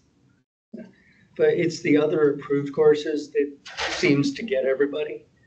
Because, I could take another approved course on mold. I could take one on termite. I could take one on whatever. And I could have, 4 different 8-hour courses on different subjects, but I only get 16 credits. Right. And that's not fair. to the It's inspector. not fair, but But they're all related. we haven't had an alternative. Well, if this is something I mean, I think what you're talking about is a little bit outside what the TREIC recommendation is, but if it's something that the committee wants to look at, this could go to the education subcommittee for further discussion. Is it set at 16 because you do your 24 and they're reserving the 8 for the legal and ethics update as the 8? That's why you got to the 16? I don't know if I know the history behind it. You probably. We did, I believe it was 12. There was a 12-hour cap a few, 5 years ago, maybe, about 5 years ago when Mike, do you remember when we raised the, it was from 12 to 12. 16 cap? Yeah, well, it was 12 and everybody complained that if they took 2 8-hour classes, that they only got 12 hours Right. of credit Oh, maybe instead that of was it. 16. Yeah. So Okay. it was raised to 16 so that if you took a 2-day class, you got credit for the All full of 2 it. days. Mm-hmm. And I mean, that Makes sense. makes sense because like your initial septic is 16 hours. If you take the EDI stucco course, that's the 16 hours. So, I mean, that makes sense because you do 2 8-hour days. But I think expanding it to 24, then you can use it as a crutch, running 24 hours of electrical in my lease op and I didn't do anything else. And So we need a it little diversity. sounds like then, yes, we need to accept this To move forward. to move forward and, Or or no, we're not just to- like rejecting the Rejecting suggestion. I think this, what I'm hearing is this maybe a no, but then separately, the Yeah. education subcommittee Yeah. look at how this applies, how the cap applies to the other Yeah. category. Okay, so this is a no. But if you raise it even to 24, someone's still going to complain because they still have to do the standard report writing and legal and ethics for their 8. So when I got all these extra hours I didn't need. Yeah. Extra hours. And I think know, I extra know, hours are but you know, fine. I don't want to do, I want to do the good one. I think for the education subcommittee, I hear the recommendation. It's been more of a technical issue that we have struggled with as far as being able to accept all of the different other category courses. And how do you get that into a system? So I think if you want to put it on the education subcommittee agenda, that'd be great. But on the back end, staff will need to do some, See if it to even works, revisit yeah. it to see what is technically possible. Yeah, you can't use your catch-all. Yeah, but if we are, it's surprisingly complicated to make happen. But we will do some work on our end and see what is possible with the system we have now. Okay. Okay, I'll move on then to 26.2. The in-person final examination trigger in subsection C2 for alternative delivery method courses could be removed or narrowed to courses over 8 hours. Online and self-paced CE is now the dominant delivery channel nationally, and vendor learning management systems already authenticate identity, track seat time, and prevent skipping. Keeping a separate exam requirement for online courses discourages modern delivery, raises course fees, and creates an unnecessary distinction from the classroom format where no final exam is required. And we did clarify with them that when we're talking about these alternative delivery courses, like a classroom course includes virtual as well as like actual in-person coursework too. But I guess the question is and this is true across the board in all of our rules, but the exam requirement for like correspondence. Yeah, this is where the inspector committee differs from the real estate side, because the inspector, when ASAC made recommendations to remove the proctored requirement, but the inspector committee wanted to keep them for the non-elective alternative delivery course. That's your SOP that's delivered online.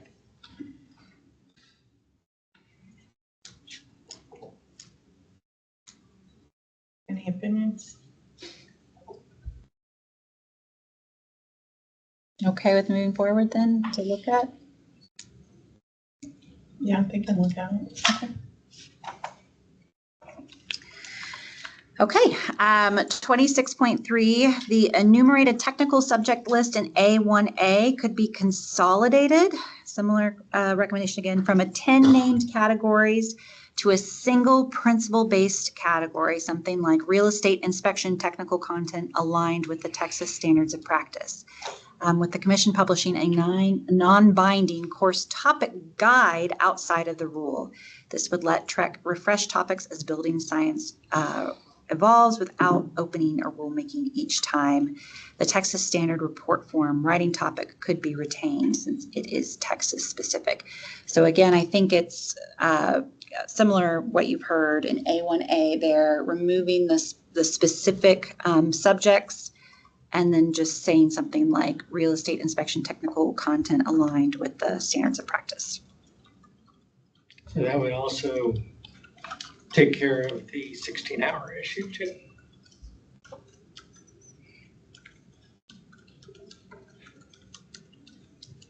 Could. Shannon. I think you're getting back into the same specialty-based, hey, I have an electrical license, so I'm only going to take electrical classes, because now they just fall under this Texas SOP, and now they have no idea about foundations or roofs or anything like that, because they don't care about that. So I think you're just, this is just a workaround to the specialty education thing. Yeah. Yeah, no. No. No, the overall spirit of the whole education thing is to have a broad base of knowledge. Correct. And I think that's the only way we can be efficient at our job, with the generality of what we encompass. Okay, got it. Okay, let's see, 26.4, the carryover and reinstatement framework in subsection A2 could be modernized by allowing up to 16 excess CE hours earned in the final 6 months of a license period to roll forward to the next period. Common in other state inspector programs. Today, any surplus hours are lost, which discourages inspectors from completing timely CE and penalizes high performers. Carryovers reduce last-minute compliance cramming without lowering tool hours across renewal cycles. I disagree. Okay. I disagree. Okay. I disagree. High performers are going to do it anyways. Right, exactly. Yeah. Okay. 26.5, the ride-along inspection course in subsection B could be simplified by removing the two student per session limit and raising the per period cap from 8 to 16 hours when the course is taught by a qualifying instructor. Field experience is among the most valuable inspector training, and the current student cap artificially limits supply and raises costs per student. You've got a hand up behind you. I'm just gonna go back to Jennifer. That goes by sunset rules. We used to allow 10 to 12 people in a room. Yep. Sunset came in and said minimum 2. There was an option for 5, and then that's when they told us we could have more than 2 people in a classroom because it became a complaint department. Minimum or maximum? Maximum is 2 people. Okay, you said minimum there. Yes, but we tried to go to a maximum of 5 to 2, and that's when they came back and actually told us, and while we were going through those 9 years of rewriting everything, that's where the 2 came from. My question on that was, does that number of, or that conversation, did that apply only to qualifying education or continuing education? Because continuing education, I think the two limit rule is a little, you can get away with it. I thought it was 4 for CE and 2 for QE. Do I have that? So the section they're citing is B, which Amber's highlighted here, and that is for CE credit, receiving CE credit for ride-along inspection courses.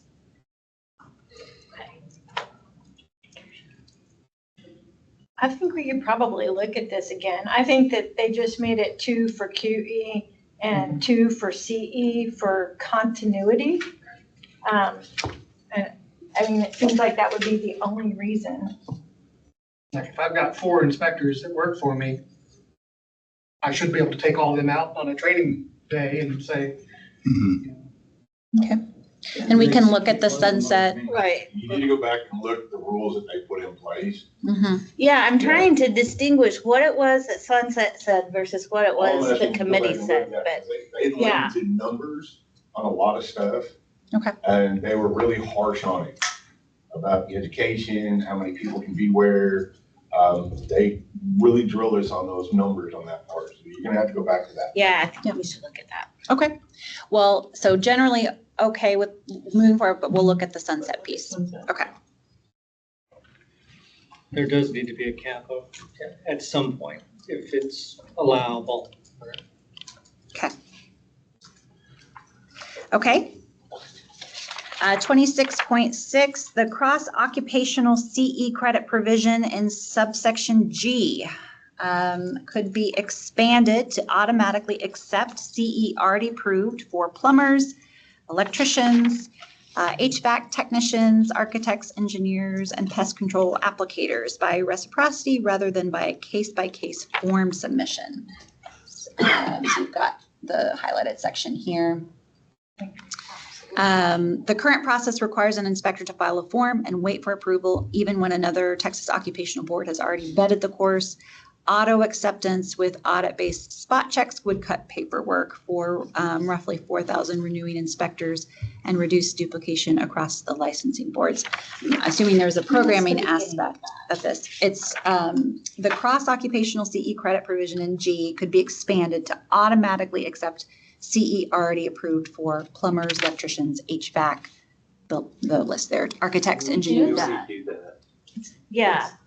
You just have to fill out a form. And It's a send it form. in. They're saying, So they're saying automatically accept it without a form. So what I think they're assuming is there's some like talking to each other between agencies or like somehow connecting that information. Oh, yeah, well, I mean, it is simple as just the form. Scott? Yeah, Scott Raymond. I have multiple licenses and every year I submit my 8 hours for air conditioning. The state gives me 2 hours. Electrical, I get an hour because it's only 4 hours. So I submit my other licenses. I don't have to fill out a form. We've had this discussion for years. There is no form required. You just submit your certification along with the class material and that's it. That's all they have to do. So that's how we've been doing it. So then I have a question. If he has an 8-hour class that is good enough to renew your electrical license, why is it not good enough for 8 hours for TREIC renewal? Because when you renew for a certain license, you're not inspecting, you're actually doing air conditioning certifications, you're doing design work, you're doing some other stuff that the inspectors aren't doing. But there's part of the class that you're actually having to do that deals with code. So they accept a certain amount of hours. So I think on our form, you would indicate the number of hours that you're seeking credit. But also provide my certificate saying that I completed this many hours and what was in the course. And that's it. I've been doing that same thing for, I don't know, 20 something years. Okay, so I just think it's a little silly though. If some of the course hours qualify you to diagnose, to have a higher level of understanding, which is useful in your ability to inspect a system, I think you should get credit for it. Yeah, I'm a little confused and maybe we can chat after the meeting to make sure We've had that. discussion for years and it always gets to this point and it never goes forward. maybe you need to fill out the request for other occupational license credit form and just put 8 and just send that along with your course completion certificate. We'll take what you put. I mean, that's, I think I would like to, because I take 46 hours a year. I think you're making it too complicated is what I'm saying. But I'm going by what you have to do by the state. And I'm saying for all of my license certification, I do 46 hours a year of CE. And my air conditioning, my electrical are the only ones I've ever gotten 2 and 4 hours. That's it. All right, cool. Okay. Yeah, I was just gonna add, it seems like the burden should be on the education providers. And that you got a bit of a manual process going on. You got a brand new automated licensing system coming online. So if the education provider wants it to provide CEs for both electrical and TREC license, then they need to certify that piece. And then it's not a case by case basis. It's all written, and you choose to take that class, then you get the courses across 2 platforms. So easier said than done, I'm sure, but I mean, they should submit the courses that way, and then you already know how many credits you're going to get, not submit a piece of paper to the state. That would be ideal, I think, but I don't see your average CE provider that focuses on, say, electrical CEs. I don't see them doing the work to become a TREC CE provider. Sounds reasonable, but that's their entire job, right?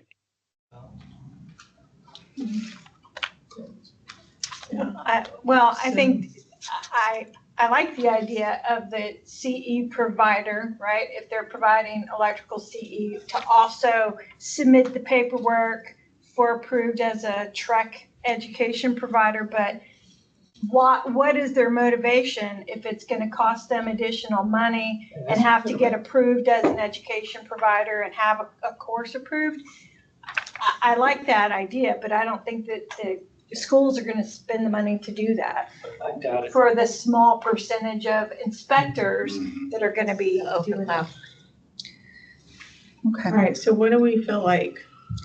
Move forward or don't move forward? And so it sounds to me like the process we have may be already what they're sort of getting at here in the recommendation, and we just need to clarify. I think so. That We just need to make it. Do we accept to move forward and then have a discussion about whether or not we're going to allow all the hours or not? Well, I think we've already decided to do that, so. Okay. Yeah, So, it seems like okay. you run out for a second and you get a whole bunch of jobs. And I should say, so we've got 3 left here, and then we've got 2 other recommendations, and then we're done. Is everyone okay pressing forward? Do we need a break? Okay. Let's get this done and then we can take a quick break before we hit SOPs. Okay. That's going to be a long one too, I think. Okay. Okay, 26.7, the out-of-state CE credit request in subsection D could be streamlined by replacing the separate CE credit request for an out-of-state course form with a single declaration checkbox on the renewal application and an option to upload the course certificate as a PDF. The 5-condition gate in subsection D 1 through 5 could be collapsed into a provider attestation. This modernizes a paper errors process and removes an avoidable friction point for inspectors who hold licenses in multiple states. This is something that we can look into with the transition to Rome going forward. We can see if there's a way that we can modernize that too. I keep saying modernize. I know, I've lost the ability to speak as well. So I'm with you. But yeah, I think we have intentions of looking at other efficiencies that we can gain with the Realm portal. We just had to work through our kinks and stabilizing things, but we'll see what we can do. Good. Okay.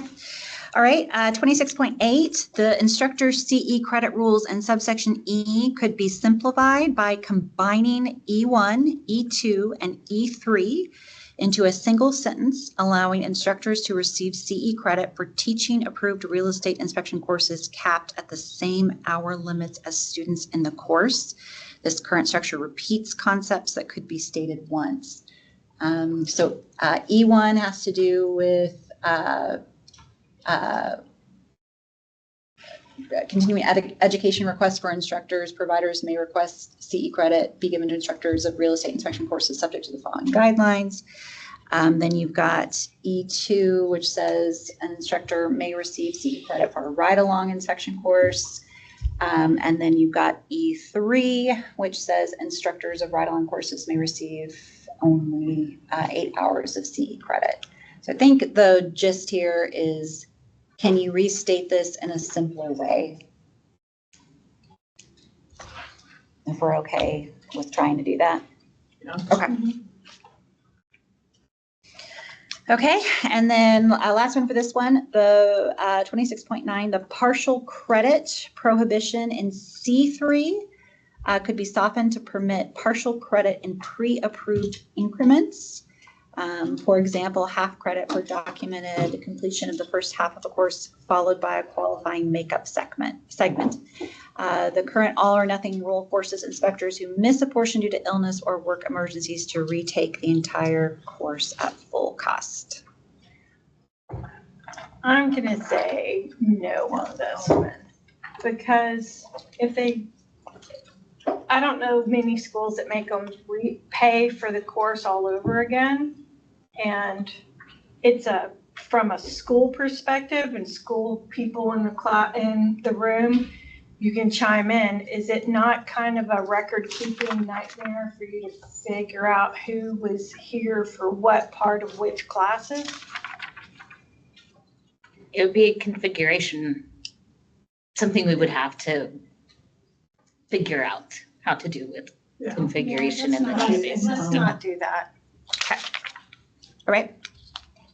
Okay.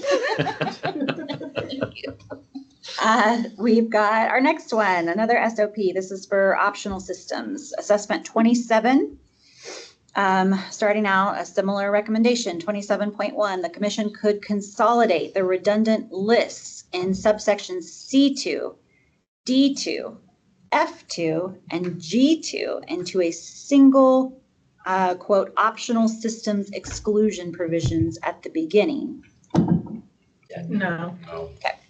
I had a feeling. Okay, 27.2, subsection D1B6, D1B6, its line item list of pool components could be replaced with a general duty to report material deficiencies under a recognized professional standard, avoiding future rule amendments every time equipment evolves. No. Okay. These are probably gonna be easy. Yeah. Subsection E on outbuildings could be repealed and replaced with a single cross-reference in the general provisions SOP 227, since it largely duplicates the principal building SOPs. No. Okay. 27.4, the coliform testing requirements or recommendation in subsection F could be replaced with a disclosure directing buyers to a licensed well professional. No. No. Yeah, they We do will need to tell you they update don't do that. just coliform to include the other stuff that's on a standard FHA panel, but that's a different issue. Okay. All right, 27.5, subsection G on private sewage disposal could be reduced to a short provision recommending TCEQ licensed OSSF inspection, eliminating duplication with administrative code provision that I don't think applies. I haven't seen a rewrite. Okay. Well, there's not a TCEQ licensed inspector. You've got your installers, your maintainers, but not for inspector for real estate transaction. Okay. All right, last one for this, I think, yeah. The deeply nested A through H, 1 through 2, A through B, 1 through 8, and 1 through 7 structure could be replaced with a plain language tabular format. So before you said you're okay with reformatting, but not necessarily changing the content, just reformatting. So I think that's what they're suggesting here. Yeah, kind of like the earlier verbiage about just reformatting it to make it look simpler. So if we're okay with that. Yeah. Okay. All right. And ladies and gentlemen, we are now at our last one. 30. This is for professional conduct and ethics. 535.220. We've got 7 here. Okay. The subsections A, B, C, D, and F, which use should language about professionalism, client loyalty, etc., could be consolidated into a single concise statement of professional duty. These aspirational paragraphs repeat concepts already captured in the standards of practice and the enforceable conflict of interest provisions in subsection E. And the current layered structure increases the rule's length without adding enforceable content. A single sentence invoking the National Inspector Code of Ethics, like ASHI or INTERNACHI, would provide the same professional conduct framing that subsection A aims for while reducing duplication. So we did talk to them about, like the trade organizations, those are memberships.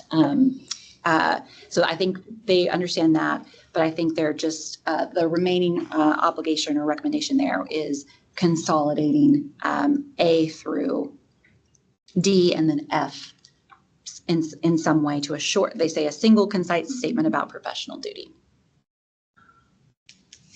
Okay. 30.2, the 14-item enumerated definition of settlement service provider in E2A through N could be replaced with a short cross-reference to RESPA, the federal law. The current list freezes a moment in time enumeration, risks becoming outdated as settlement service markets evolve, and duplicates federal law that already governs most Texas inspector referral relationships. Cross-referencing RESPA would retain the substantive anti-kickback policy while cutting roughly 150 words.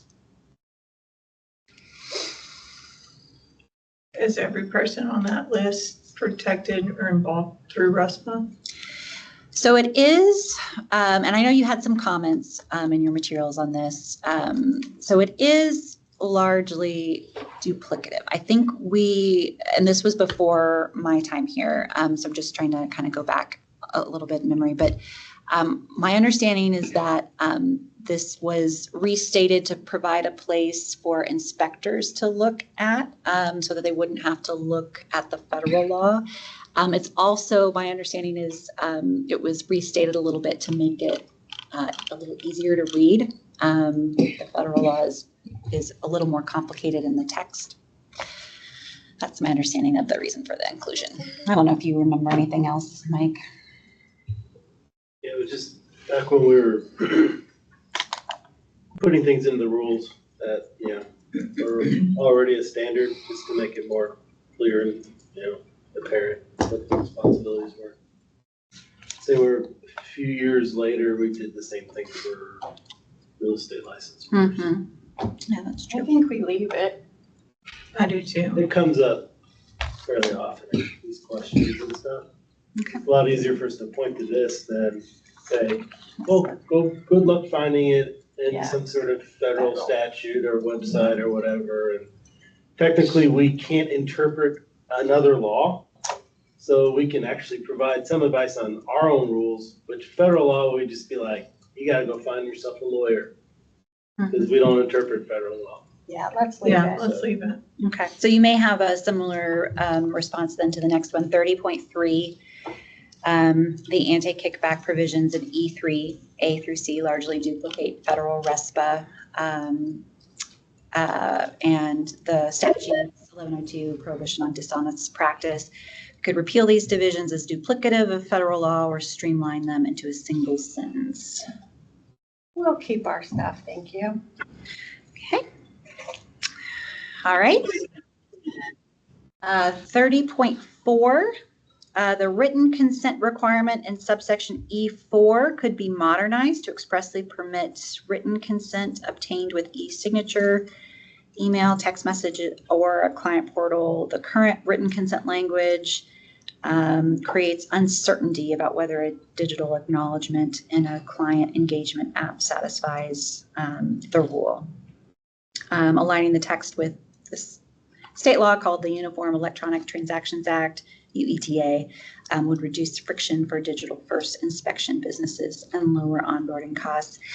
We did talk about this. We're generally okay with that, and that's already sort of our position. We did talk about, maybe instead of, because they made the suggestion throughout, instead of putting that sort of piecemeal in rules, maybe having a global provision that applies to all of our rules that say essentially writing is digital, includes electronic communication as well.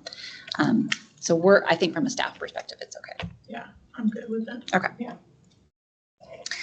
Okay, 30.5, the peer reporting duty in subsection D3, requiring any inspector with knowledge of a possible rule violation to report it to the commission, is broader than statute and broader than national inspector codes. The commission could narrow this down to known material violations involving consumer harm, which would reduce defensive over-reporting, focus commission enforcement resources on higher severity matters, and better align with peer review standards used by other professional boards. I don't really see over-reporting. Yeah. I mean, Yeah. I don't We have see- the opposite problem. Yeah. Well, the requirement is not a requirement, it's a should. Should. Yeah. So should does not mean must. No. Shall or shall. You're right. Yeah. Okay, getting a no for that one. All right, last two, subsection E3, the when feasible carve out for safety hazard disclosure is ambiguous and could be clarified to expressly authorize disclosure to occupants, first responders, or utility providers when there is imminent risk to life or property. Clarifying this reduces liability exposure for inspectors who act in good faith to warn occupants. So Amber, that is in 220E7.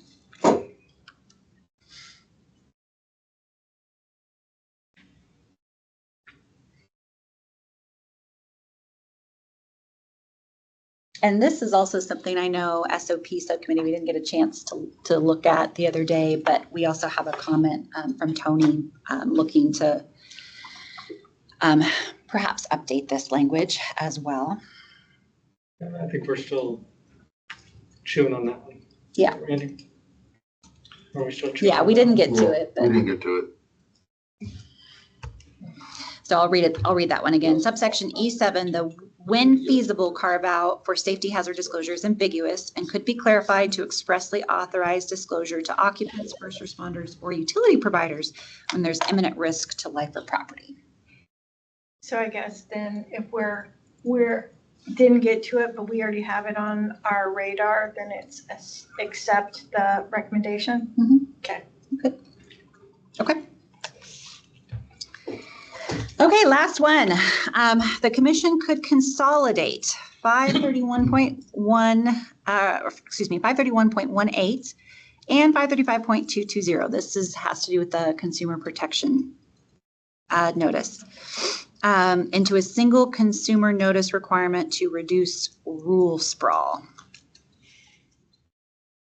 So in other words, there's several places in our rules for the real estate brokers and agents, for ERWs and for inspectors where we talk about the consumer protection notice. Their recommendation is instead of having it in multiple places, have it in one place.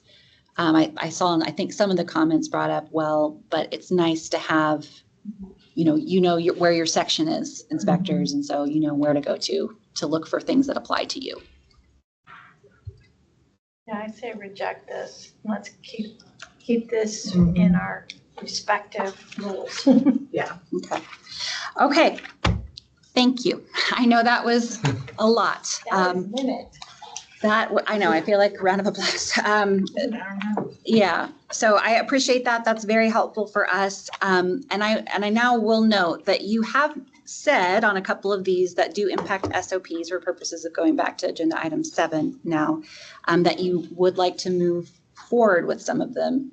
So I don't know if that changes sort of your marching orders about what you want to do for this, since it sounds like there are some things we additionally may change to the SOPs. But I will turn it back to you, Chair. All right, do we want to take a quick 10-minute break? Yeah, that's probably a good idea. Okay. All right, be back here at 12:23. Back here at 12:23. 1 minute late. Reconvene and get through item 7. Do I have? I think that was quick. Let's see, I know Jen left. Was Vanessa coming back? I don't think so. Okay. I think we've got critical mass at least. Okay. So the SOP subcommittee has reviewed the comments and the proposed changes at their July 9th meeting. And in our meeting materials under agenda item 7, the highlighted non-substantive changes are shown in the materials. So with this, before we get started in this, I know we have some public comments, and I know the SOP subcommittee has some decision.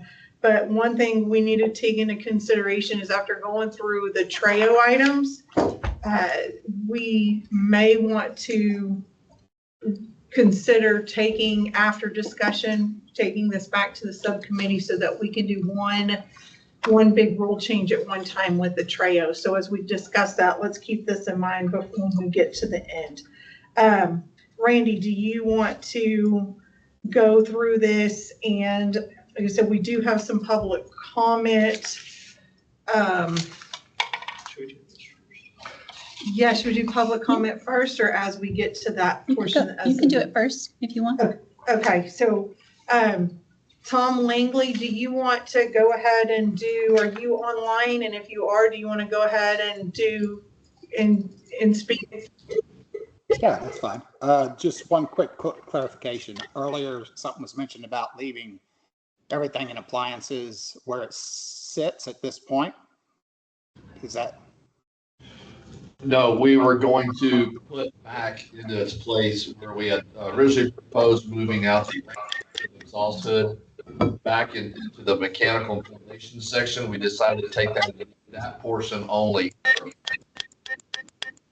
The mechanical exhaust system only. So it's dryer vents you're still considering putting into HVAC. Do I understand that correctly? Just leaving. The first proposal was to move the range and exhaust systems under mechanical, but we decided in the last subcommittee meeting to put it back where it originally was. That section only. That item only, the range and exhaust, back under appliances. Okay. All right. Well, I'm ready if y'all are ready.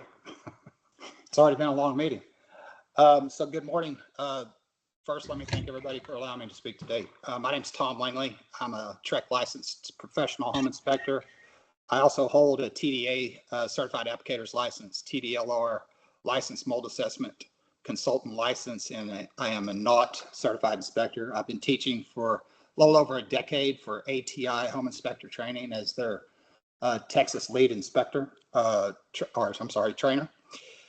I want to begin by making clear that I support reasonable updates to the standards of practice, and I don't feel like I want this to come across as something any different than that. My concern is not limited to one particular revision. It is the cumulative direction of the proposed changes. For decades, the standards of practice has been based on a visual inspection, readily accessible systems, and the reporting of material deficiencies observed at the time of the inspection. Several of these new proposals appear to introduce code-derived measurements, accessible requirements, and potentially invasive activities without clearly explaining how those requirements fit within the existing inspection model.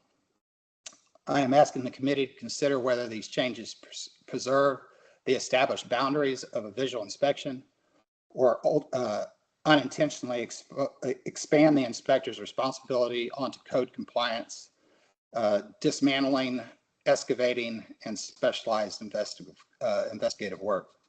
Taking all of these challenges together, they appear to move TREIC inspections away from visual inspections or readily accessible systems and towards a more code-derived and, in some cases, invasive inspection standard.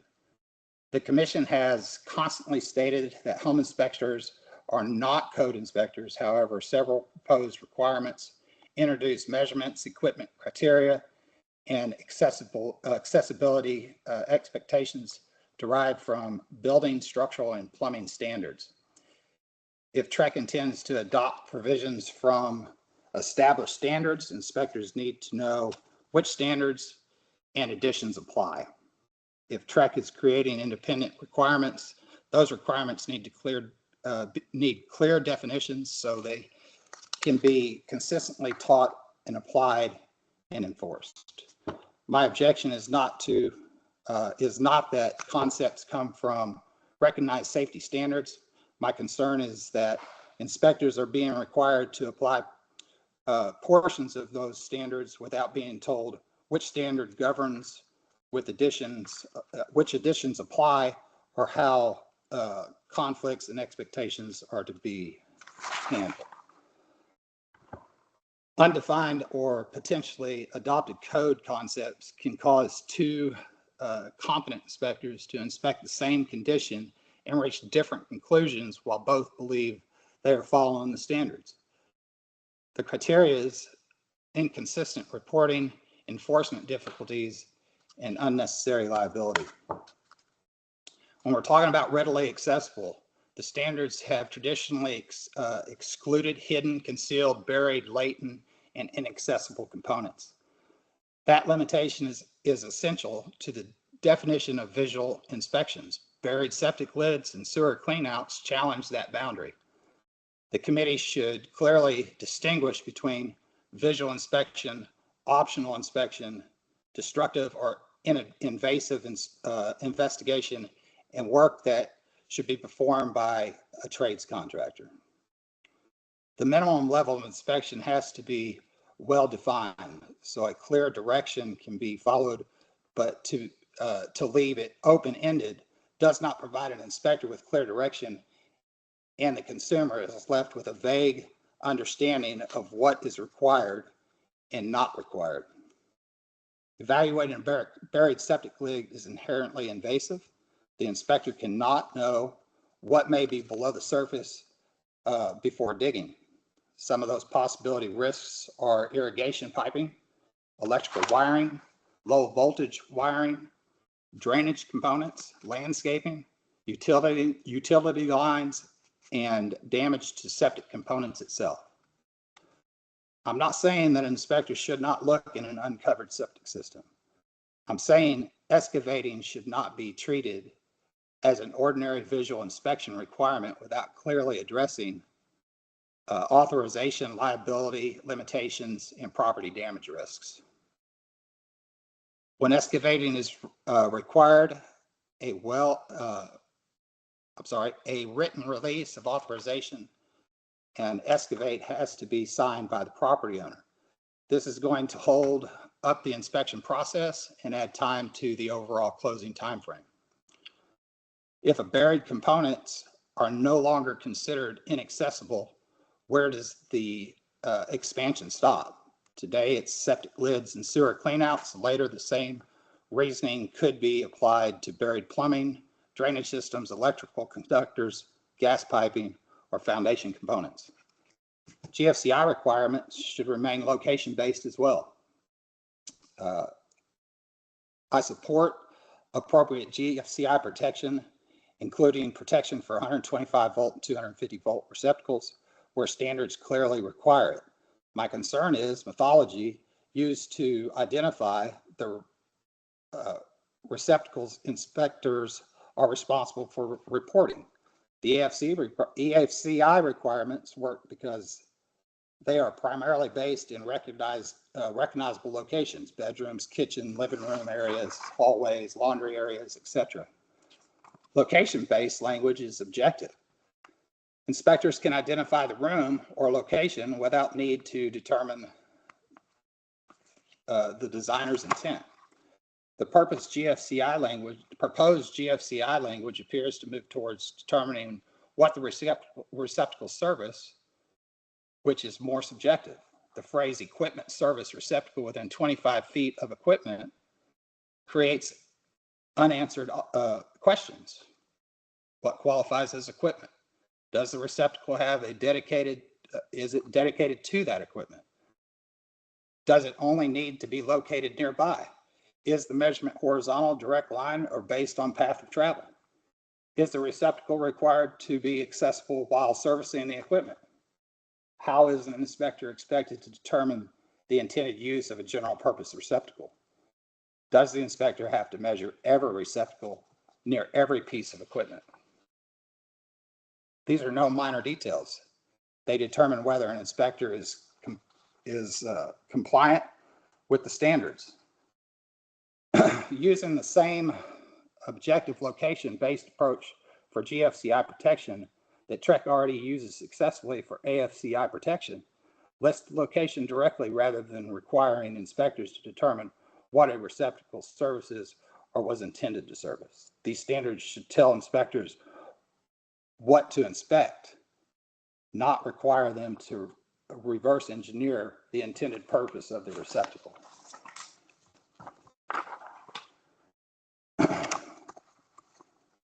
Reporting software. Oh, I'm sorry. Skip that. Relocation of exhaust equipment to HVAC. The fact of the component moves air does not automatically make it part of the heating, ventilation, and air conditioning system. We already know that range hoods are staying where they're supposed to be.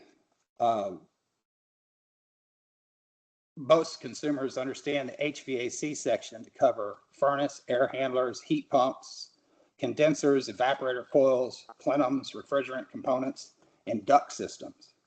Putting dryer exhaust problems in the HVAC may lead a consumer to believe the central HVAC system is deficient. The condition affects heating or cooling, or an HVAC contractor is necessarily the correct contractor. Dryer exhaust example, dryer exhaust systems are primarily evaluated for lint accumulation, combustible and improper duct materials, restrictions, excessive lengths, improper termination, disconnected ducts, and fire hazards. Those concerns related direct to the dryer and its exhaust system, not central heating or air conditioning performance. It's recommended by me that all of those systems that are in appliances remain in those in the appliance section because they're directly related to appliances, and it's going to create confusion for consumers. Reporting software and training consequences. Inspectors' software templates have been organized around the current report structure for years. Inspectors have existing narratives, report writing systems, training materials, and continued education based on that structure. Moving components without strong consumer protection benefits creates reporting inconsistency, training costs, software changes, historical report inconsistencies, and possible confusion during compliant review. Administrative disruption alone should not prevent a necessary rule change, but a classification change should produce a clear improvement. In this case, I do not see an inspection quality or consumer understanding benefit that outweighs the confusion created. The enforcement problem, a good standard of practice should allow inspectors to know what is required, consumers to understand what the inspection at a minimum consistent of, educators to teach the requirements, and enforcement staff to evaluate compliance consistently.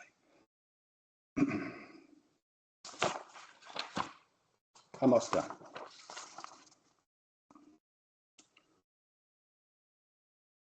So my request to the committee is this: preserve the visual and readily accessible foundation of the standards. Treat excavation of buried septic components as an invasive activity and destructive inspection process, and if performed, requiring written owner authorization and acknowledgement of risk. Use objective location-based GFCI language rather than requiring inspectors to determine service function, purpose, and intent. Clearly define equipment and explain how any required 25-foot measurement is to be made if that language remains. Retain range hoods, bathroom exhaust equipment, bathroom heaters, and dryer exhaust systems in the appliance section, and identify any external code or industry standard that TREC intends inspectors to apply.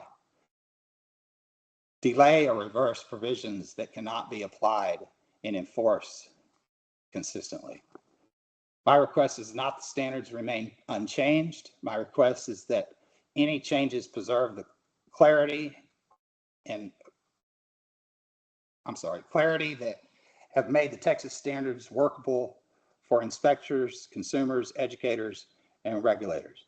The standards have historically established a clear boundary, a visual inspection of readily accessible systems, identification of material deficiencies, and reporting of conditions observed at the time of the inspection. Where the proposed rules introduce code-derived criteria, invasive access requirements, or substantive determination of function and intent, those provisions should be clarified before adoption. I respectfully ask the committee to evaluate not only each individual revision, but also the cumulative effects of these changes will have on the purpose, scope, consistency, and enforcement of the Texas Home Inspection. And I thank you for your time.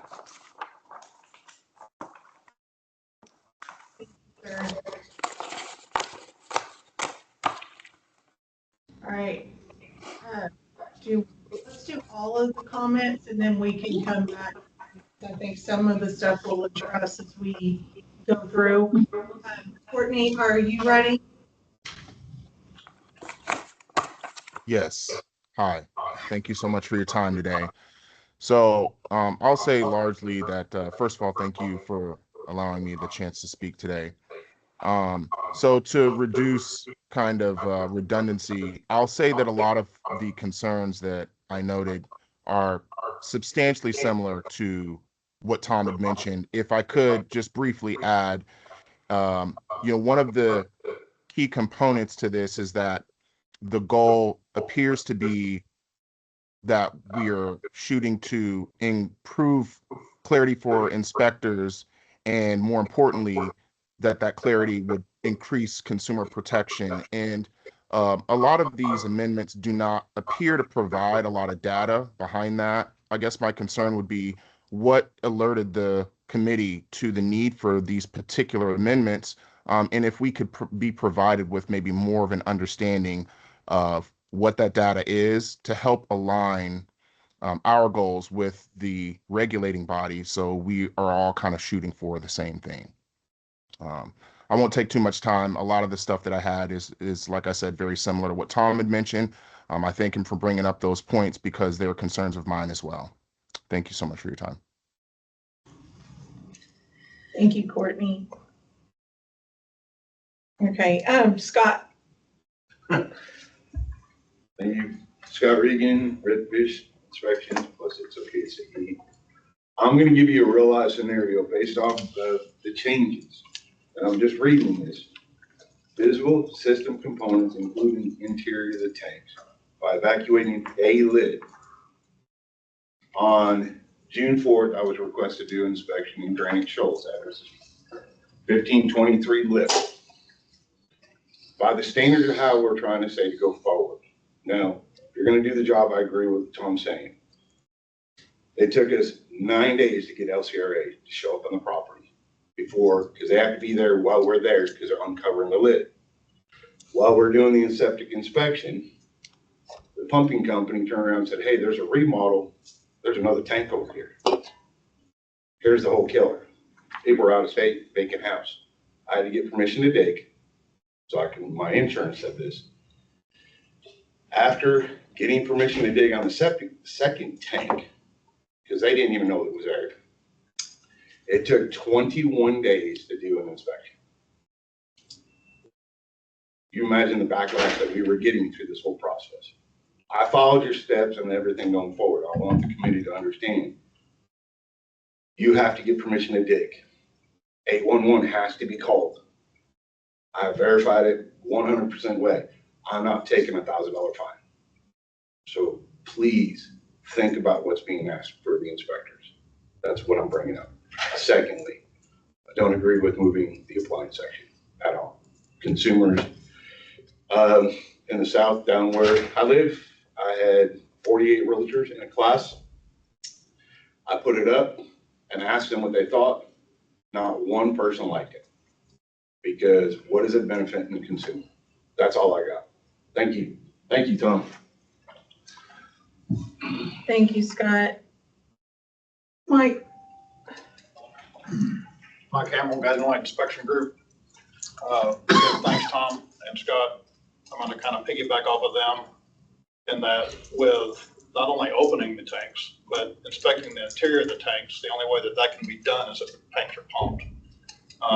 With that, has any of the specific authorities been consulted, such as TOA, MOT, county permitting authorities, licensed septic installers, maintenance providers, et cetera? And if so, did any of those bodies meaningful, excuse me,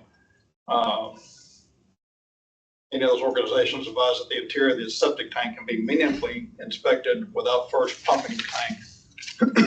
If so, will those recommendations be made public? And that's all I have. Okay, and that's all the public comments that I have. Were there any more submitted? Okay. Okay. Other than what's in your materials, and then of course we got the supplement today. And has everybody looked at the 100+ pages of comments? And I know like a lot of them say a lot of the same thing. And so if we've all taken a look at those, I don't think we need to go through them one by one, because they all say pretty much what the public comments have said. And the subcommittee did review. And y'all went through all of those. Okay. So now that we've gotten the public comments, Randy, do you want to run through and let's talk about the changes y'all discussed in subcommittee and where we're at this point moving forward? Yeah, so as far as addressing the GFCI issue, as we know that the NEC constantly makes changes to location of GFCI protection. And always the number one issue or concern is to protect occupants of the home and personnel. Number one is always safety.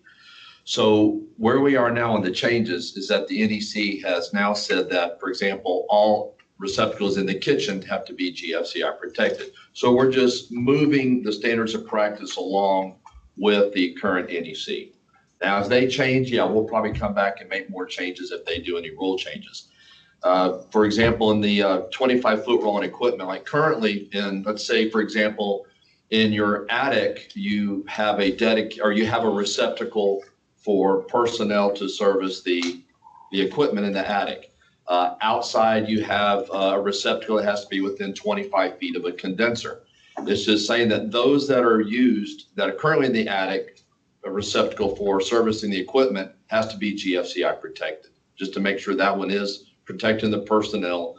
Already on outside, your receptacle within 25 feet of a condenser is outside, has to be GFCI protected anyway. But those are the examples that were that address back to the 25-foot rule for equipment.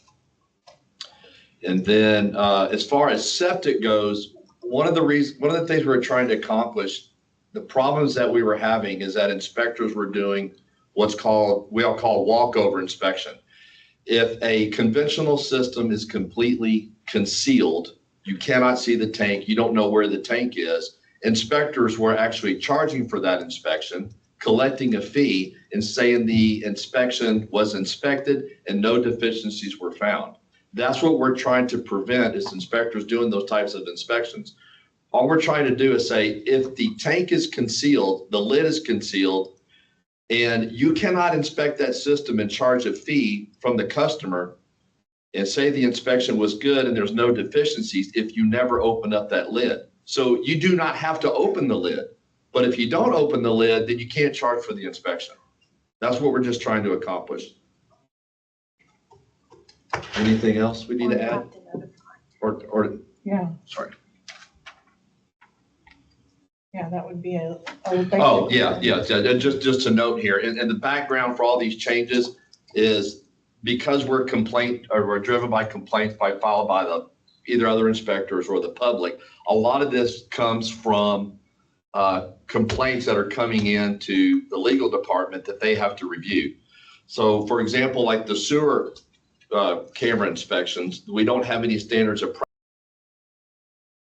practice on that. There have been some complaints filed, but we have no standards of practice to address it. So because that's becoming more and more popular since the Texas Plumbing Board decided or made a rule that now home inspectors can actually do sewer camera inspections. We have to have a standard of practice to address it, because right now we have no way to enforce it if an inspector does that type of inspection.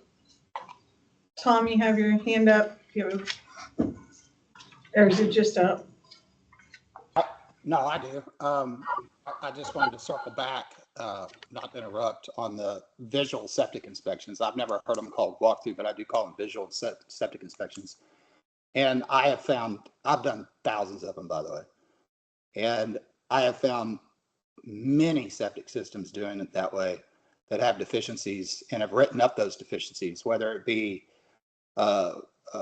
effluent coming from the tank lids, seeping up from the ground, whether it be seeing, I put dye tabs down the system, I run the water for an extended period of time. I locate the clean out, I locate the tanks, I let the clients know where the tanks are at. I still look at the pitch of the land as far as grading around it. Everything is pretty much the same. The only difference is I'm not getting to the lids. So do I know if the lids are leaking? Probably not. That's why I recommend lid extenders and them making sure those lids are accessible. All these things come into play, and it's also educating the client as to what the condition is ground level, and do we have proper slope? Is it sloped too much? What the conditions actually are. Do we have backflowing back into the house? There's quite a few things that can be found from a visual inspection of a septic system. I've always given my clients the option to do a septic system, a visual inspection, or a certified inspection. So I think by saying that a visual inspection is not something that can benefit the client is a little bit of an overstatement, because I've benefited many clients by doing visual inspections. Okay, thanks, Tom. I'll agree partially with that you can very easily fail, call it deficient, whatever you want to say, a septic system without digging it. Very easy. The flip side of that is, I don't agree that you can say that a system does not have deficiencies without opening it. And that's the issue that we are trying to address. Let me ask, I want to ask Scott a question. This example you gave, if you hadn't followed these standards, what would you have done on that septic inspection? Camera. Run a camera through the clean out? Yes, sir. And done what? Are we holding water? If it's holding water, it's not leaking. And I have a 40-minute run flush. Okay, so a water flow test. 40 minutes minimum. The moment I get there, I have 1 or 2 tubs running continuously. Then it goes on a timer, and it's actually in the report showing the start time of the flow. 40-minute run time, I have no backup. My system's operating. That means 20 in, 20 out. And then a camera when I clean up. If I don't have a clean out, inspected, non-inspected, deficiency, whatever I have found my deficiency based off my flow test. What are you gonna do when the crack is right at the same level as the outlet? On a 40-minute run, you're gonna actually fill the tank to almost to a hydro, pretty much. Not necessarily. And if you've got a high water table and there's a crack in the tank, how are you gonna see it when the groundwater is displaced into the tank? Always recommend riser and ask for when the last time the system was pumped. Typically, everybody always asks, same with your air conditioning. Your air season, you know, you got a 20-year-old system, further evaluated. Those are maintenance. How long was the last time it was maintained? Well, back in the same thing that we're talking about. There's a way of doing it, and then there's a way of mandating to where, and I'm sorry, but it says a lid. How many lids are on septic? 1 plus more. Yeah. Okay. And this is not my words. This is actually from the pumping company, and it's Austin Septic. It's a friend of mine. His exact word to word, we've had this conversation. If inspectors are going to be required to do it, I'm going to rake everybody through the coals and charge twice as much. So the industry knows about it. But yeah, you run a flow test. And Don's sitting right here. He's older than me, and he's been doing this longer. And the TCQ requires a flow test. And the inspector, was it customer service inspector? Yeah, customer service. Yeah, so that's what they teach them by the state. Just take the test. If you can't, it's a flow test operation, minimum 40-minute runtime. That's not a septic inspection though. That's just a See, flow, customer that's a service test. inspector through TCQ is a septic inspection. You've got, I think, Tom's hand up again. Tom, your hand's up again. Yeah, and to Scott's point, I believe it was mentioned how you don't know if you have a high water table and you have a crack in the tank. Well, you wouldn't know that unless you emptied the tank. So Correct. what's being suggested is that the lids be uncovered and the tank be emptied. I am on the coast where water tables are 3 foot deep in some places. So yes, we do pump the tank so that we can see cracks that potentially groundwater is being displaced in. And I have seen many tanks fill back up as after they've been pumped. That is extra. That's not even anything discussed in the SOP, but that is something that I do with my septic inspections, largely due to my geographic area. Right. So that's based on your geographical location. So I get it. But to make it mandatory across the board when water tables are nowhere near that high, if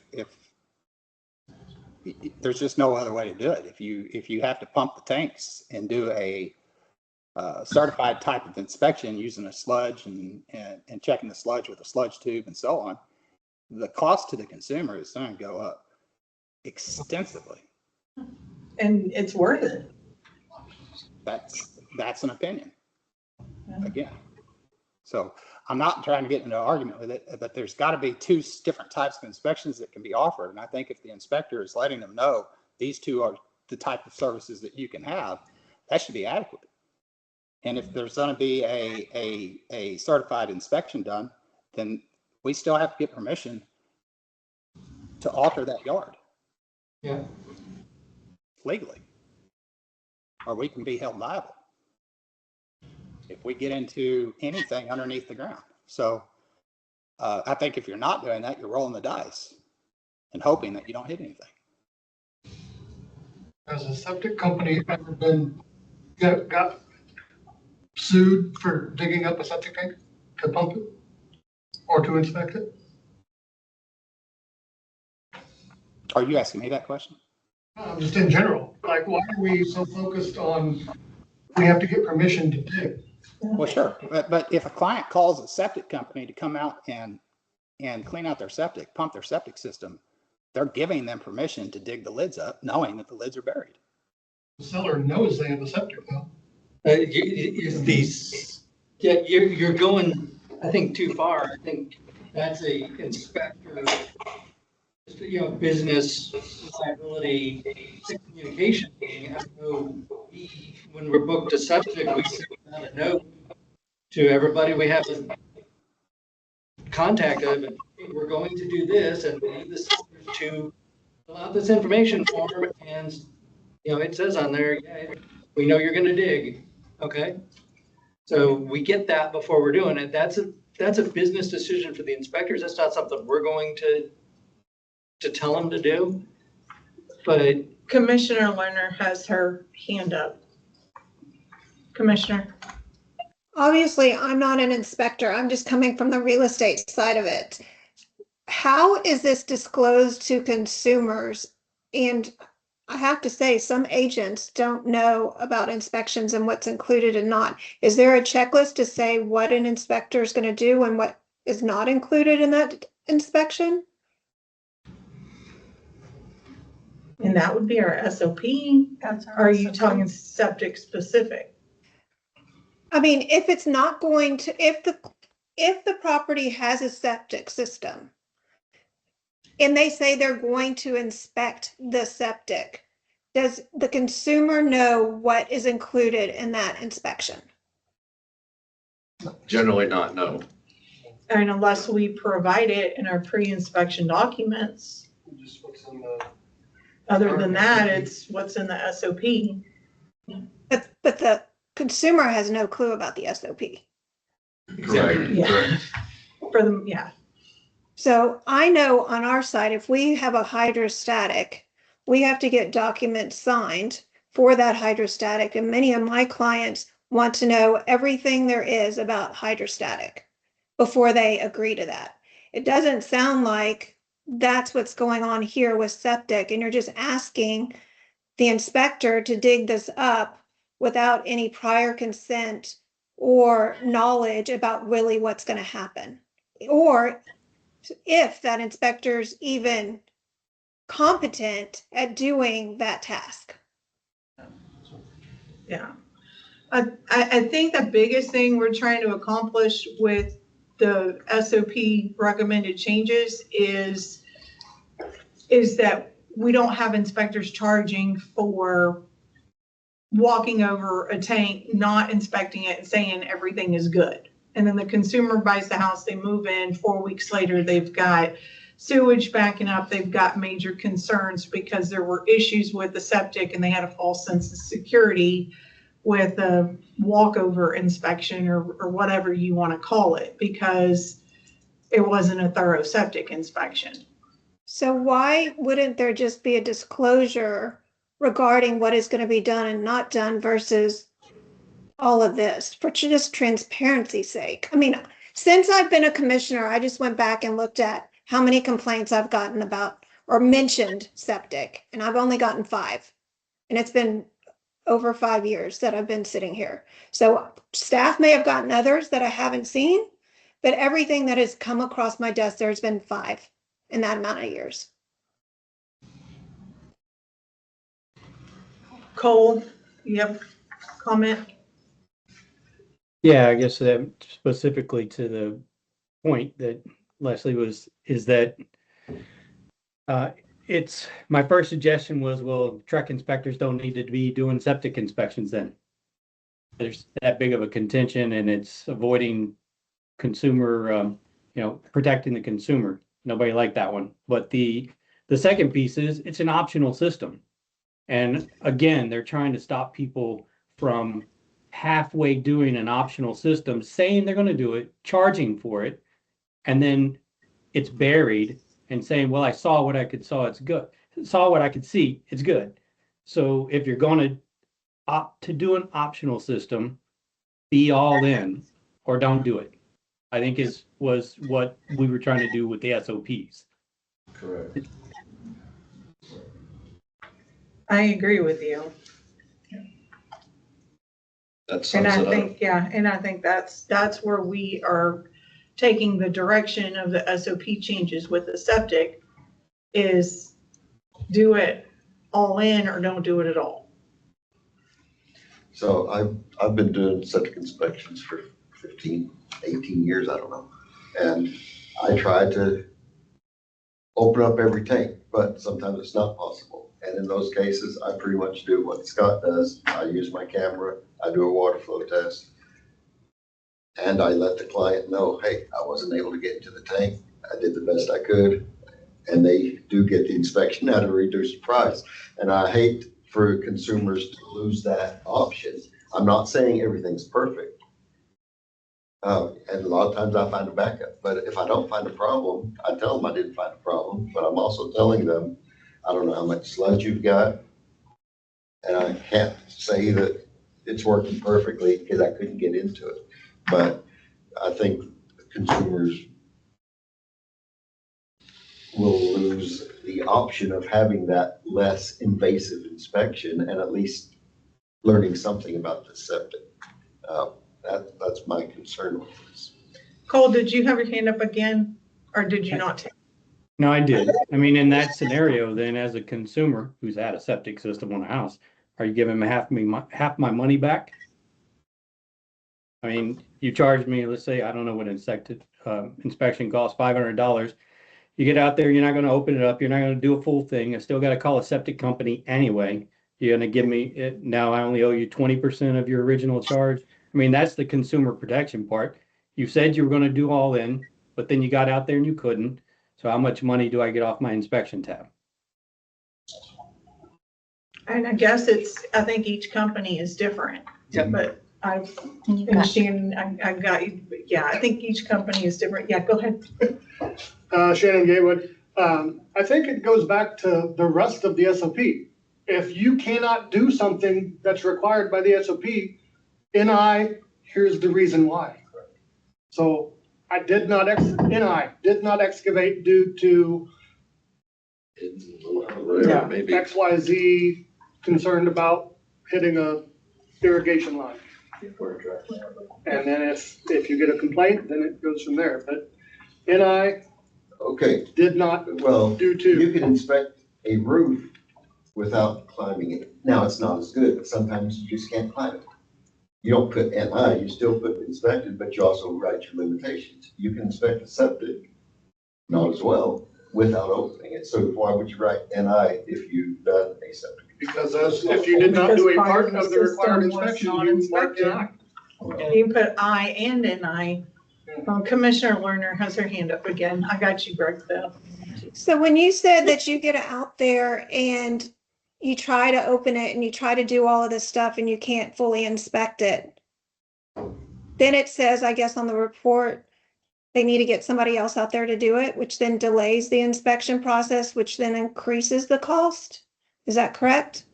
It's not what I do, but I mean, Yeah, I think each scenario is different.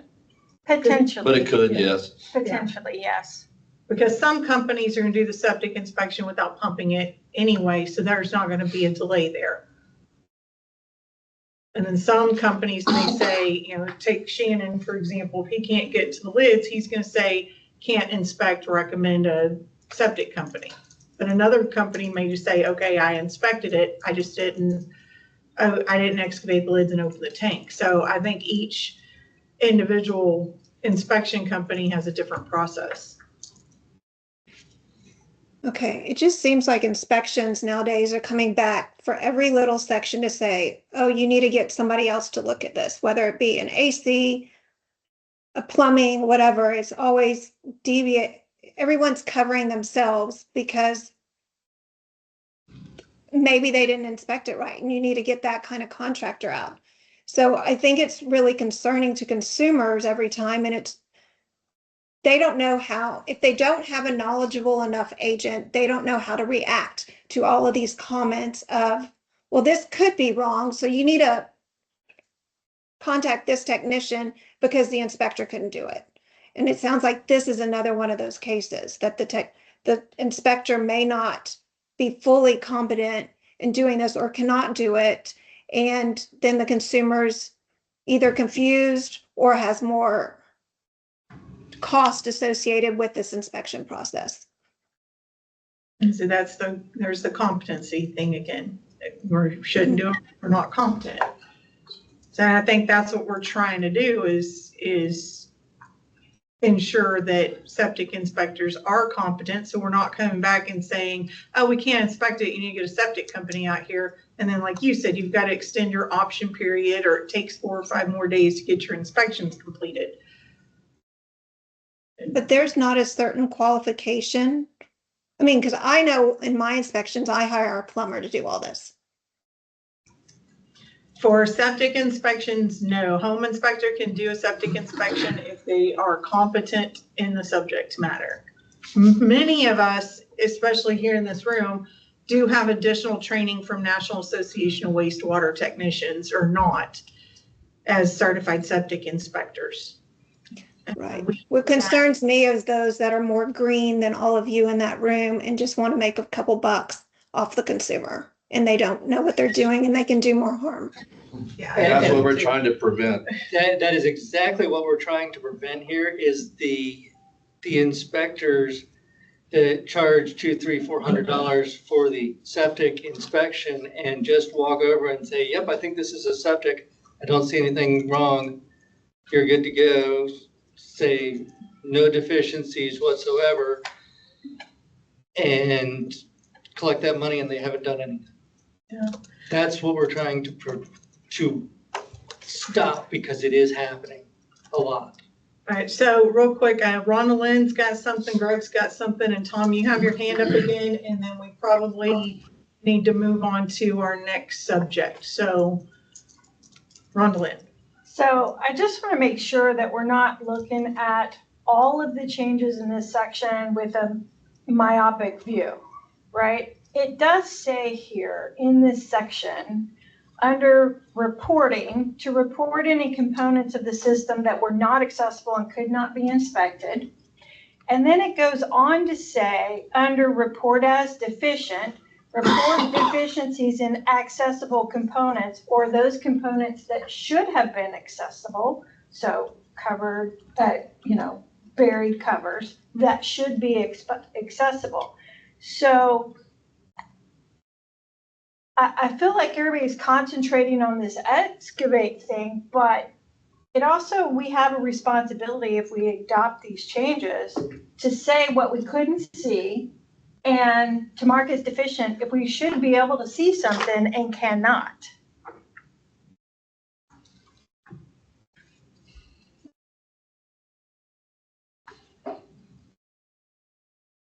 Greg House, Property Inspection Group. I think everybody here is on board with holding inspectors accountable, with doing thorough and good work for the client. There is a precedent throughout our standards of practice that this is a visual, non-invasive, non-destructive inspection throughout. In fact, on page 1 of the inspection in the preamble, it specifically says present, visible, and accessible at time of inspection. And it says inspect only those components and conditions. I think there has to be possibly another answer in the concern of people doing specifically septic inspections where perhaps they're not doing as much as they should. I think that we get into a bit of a really slippery slope when we go in and start damaging things, and landscaping is damaging. And I think that we introduce a potential for a insurance concern because now we do have, if you want to follow municipal guidelines, we should be calling 811 or the homeowner should be doing that. And, the whole downstream effect of excavating and digging, while I respect what you're saying as far as the concern about quality of septic inspections, I'm on board with that. You're opening a doorway of some future issues that are going to, we're going to have more than 5 septic complaints come into TREIC when people start doing this. The minute you sit there and put your shovel through somebody's, fiber optic line, you're probably going to hear about it pretty quick. That sort of thing. Much less if communication is poor in the first place and the homeowner doesn't know that that's going to happen. The homeowner comes home and finds this activity going on. Thank you. All right, Tom. Yeah, so I guess this is the last thing I want to say on this as well. But when we talk about an inspector being competent, there's really no definition to what that really means. And I find this when I'm teaching students in class, I tell them, you're not going to get enough out of this class to be competent in septic inspections, for instance. And I always encourage them to go to NOT or go somewhere and get continued education training for that specific thing that they want to use, whether it's thermal imaging, make sure you're licensed for drones, whatever it is. They have to be educated. That's what competence means. And I think that's part of the problem. Some people may read that in the standards of practice and not fully understand what we mean by you need to be competent. If you're a not certified inspector, you should be competent on how to inspect septic systems, whether it be on a visual level or an excavation level. And that's what I have to say about that. Maybe redefining what competence means in the standards of practice is a better angle at this than going about trying to excavate something, because that's something that should be a choice to the inspector whether to offer that or not. I like your comment about the competency and the education. That really hits the nail on the head on that one. All right, Randy, let's move on to the next topic of discussion, because we could probably sit and talk about septics all day long with all the different viewpoints in this room. Yeah, so I think then the other topic was about the HVAC section. And again, the only thing that we're moving is proposed moving to the HVAC section would be the bathroom exhaust fans and then the dryer exhaust to ventilation. Because the dryer exhaust system being under appliances, there is no appliance that we're inspecting at all. We're specifically inspecting the duct, as you said, the backdraft damper, the length of run and so forth. And that does fall under actual definition of ventilation since it's moving air. So that and then the exhaust systems are proposed to move to the ventilation section. And then again, leaving the range hood, which is an actual appliance, in the appliance section. Yeah, let's see, the other, we talked about GFCIs, the septic, Tom's got his hand up again. sewer scope. Okay, go ahead. Tom, I know you're tired of hearing from me. I get it. But as far as dryers, you don't have to have a dryer event if there's no means for a dryer or washing machines at home. And I think the idea of putting that in HVAC is going to confuse the consumer. I really do. And I've talked to many agents about it, just as Scott has, and they're just baffled by why we would move that to HVAC. Just because it moves air doesn't mean it has anything to do with the conditioned space of the home. Nothing. And the exhaust? Because there's many things in the home that move air, from mechanical exhaust systems to range hoods. There's downdraft systems. There's certain other appliances that need air to operate properly. So because it's appliance related, it only makes sense to leave it in appliances, because if there's no means for a dryer, you wouldn't have a dryer exhaust. I mean, that's pretty simple in my book. It doesn't move conditioned air, air conditioning, heating and air conditioning ventilation system. HVAC needs to be left alone. Otherwise, you're just creating mass confusion, in my opinion. All right, Cole. Yeah, I was gonna say, he's correct that the dryer exhaust is specifically for the ventilation of the dryer. For Texas air conditioning contractor license, there's no mention of a dryer exhaust in there. Most of the time, it is installed by the HVAC contractor. I can't think of a time when it's not installed on a new construction. It is in the International Mechanical Code, or the International Residential Code. It is in HVAC section for its requirements. So it's kind of one of those bridges where ventilation systems for kitchens is specifically excluded. You don't have to be licensed at all. And a lot of times kitchen equipment providers install those ventilation systems. Dryer exhaust is explicitly not even mentioned, but it is typically installed by HVAC.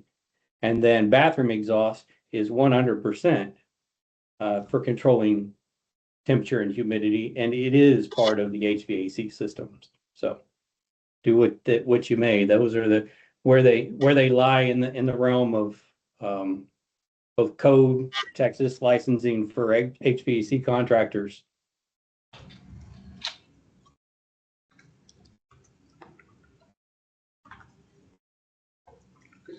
anybody else? Okay, then I guess the other. Did you have your hand up? No, I already said I don't agree. Sorry. Well, I'm sorry, you're behind me. I don't have eyes right here. No, I've already said my statement on it. Sorry. Okay, and then I believe the other item of the comments was the sewer camera inspections is the final item, correct? Mm-hmm. Okay. Yeah. Do you want to speak? I will let you speak on the sewer camera inspections since you were instrumental in writing those standards of practice. Yes, I did write them. That doesn't mean I agree that they should be in there. If anything, it should be under drains. And it should be if you do a sewer camera inspection, then bam, and report it under drains. Yeah, we did talk about that a lot in the committee meeting, determined because it is an optional add-on inspection, it would remain in section 6. Yeah, it's an optional inspection, not an optional system. You know, we were talking about semantics on words, but system items, change it to systems to items and so forth. I mean, I it was makes with you. sense. I was with you. Scott, real quick. I agree. You're right. 100%. It's an optional. It needs to stay an option. I understand what you're getting at, but it needs to stay an option. Because then if you put it in one section, then it's mandatory that everybody, if you don't, then you're going to see not inspected in the plumbing all the time. And as a realtor, I'll tell you, that will tick off every consumer out there. Sorry. It still needs to stay in the optional section. You can have an optional under a main system. That's a Michael question.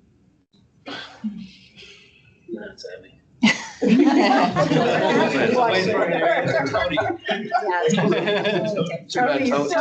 Tony jumped off.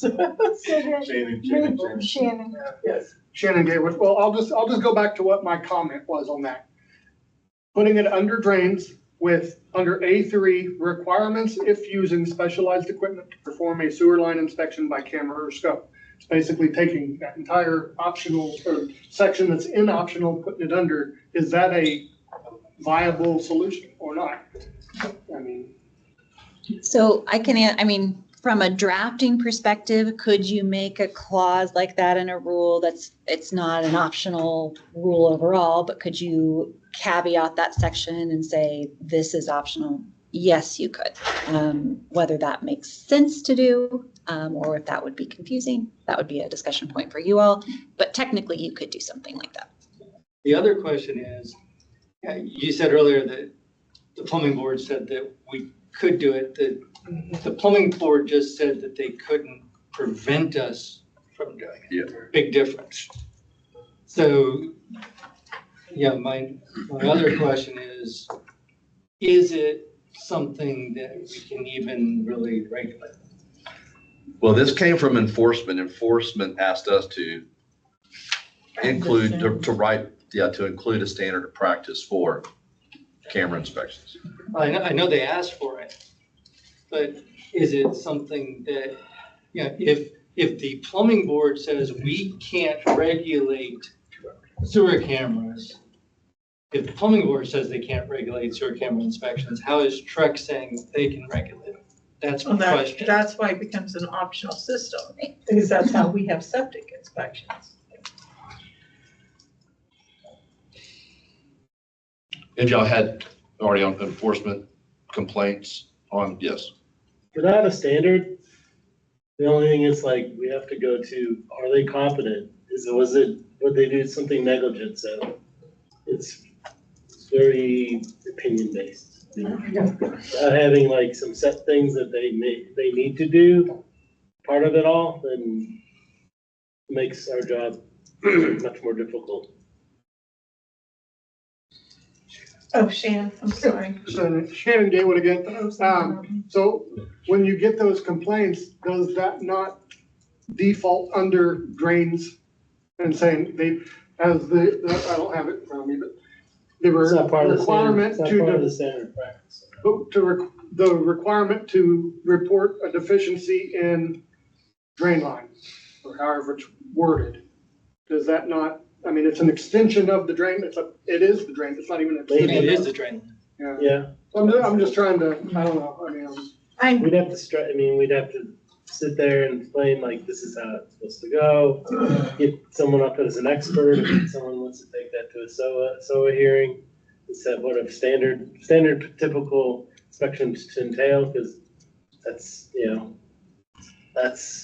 not a visual thing. I mean, obviously you have a camera, but going beyond the minimum. That's why it's just generic optional deficiencies in waste pipes. Yeah, what it is in the current drain system. Yeah, but I don't think that's how it was intended, right? Yeah. I mean, when that language was originally drafted. Correct. Yeah. No, I agree with you. correct. Just want to chime in and say I agree that this needs to be under optional systems, because to the consumer, if it's up in the plumbing section, under drains, there's going to be the perception that we should have done this in the first place. I think that kind of sends a bit of a false message to the consumer. It also sends a bit of it puts more on the backs of inspectors, because now there will be that perception from inspectors that, okay, I need to start doing this, when in fact it's not part of this. It's not part of a standard home inspection. It's an optional additional inspection that's being added on at the selection of the client when they schedule the inspection. So the client understands that this is an add-on service to the home inspection as well. My only other comment on the sewer scope SOP is in what I put in my letter, is that, you know, visible leaks. Leaks are on the outsides of the pipe, not on the inside.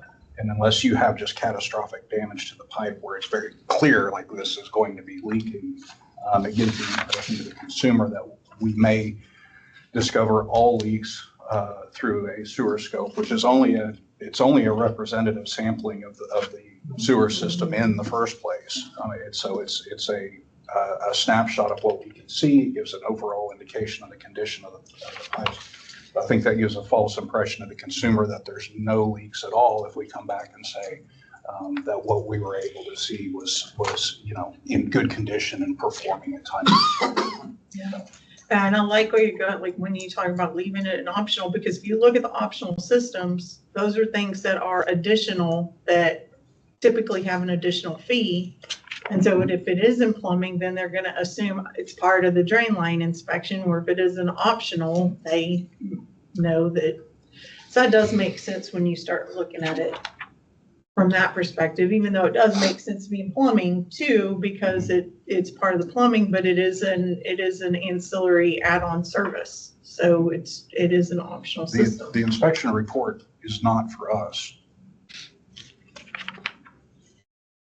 I mean, I don't disagree. I mean, I hear what you're saying. Yeah, I'm just, you know, when I wanted, you know, if I was writing, you know, who's reading the document that we're putting together, and what makes the most sense. and what's going to click. Maybe optional systems in this number, maybe it should be optional inspections, because You could say it is optional. still the plumbing system.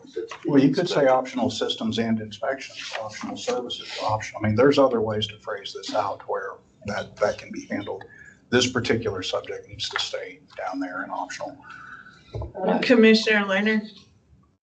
If there was a disclosure, and I want to say similar to, but not really, the hydrostatic disclosure for anything that an inspector was going to do that was invasive, who has the risk, what they're going to do, all of that to disclose to the consumer, would that help some of this? Possibly. I mean, as a broker agent, from your viewpoint, would that be a document that would help the consumer, especially with these optional systems like septics and sewer cameras? I think that would inform all parties of the contract, what's going to happen. There wouldn't be no surprise, and it would be less risk for everyone involved, whether it be the inspector, buyer, seller. I mean, you just want to prevent everything you can. So to me, the more disclosures you can give, the better off you are. Do I give the hydrostatic form to clients sometimes and they're like, oh, no, I don't want that? It just, at least it creates the conversation that you can have and tell them so they can make the informed decision. And so it gives them the option.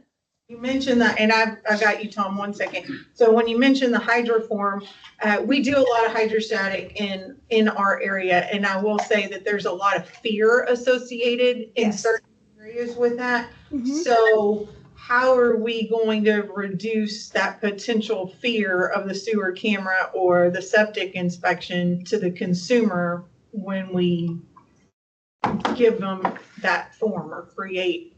Well, would you, I mean, devil's advocate, would you rather them come home and see what you're doing and not have told them? I would rather create the fear and educate prior to doing something they're not fully aware of and causing problems later.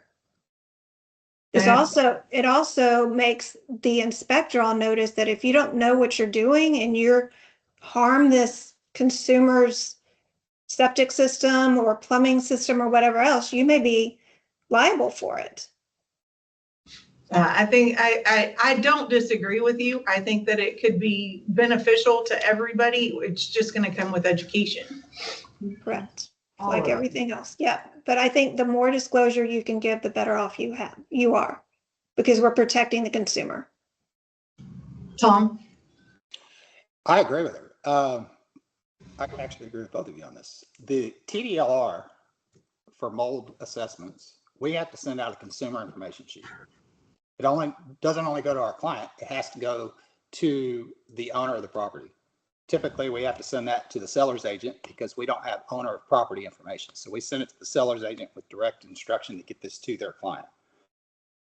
And then if there's any invasive activity that takes place during a mold assessment, say taking a pronged moisture meter and putting it into the wall, we have to have written permission from the homeowner in order to do that.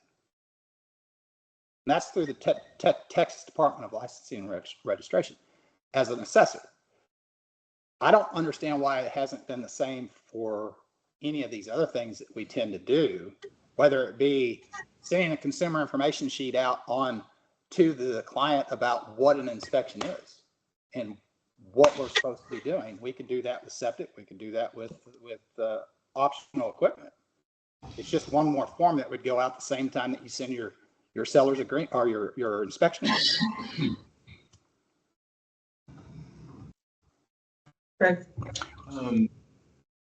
To that point, taking that one step further with hydrostatic testing, you have to have written permission according to TREIC from the homeowner in order to perform that function.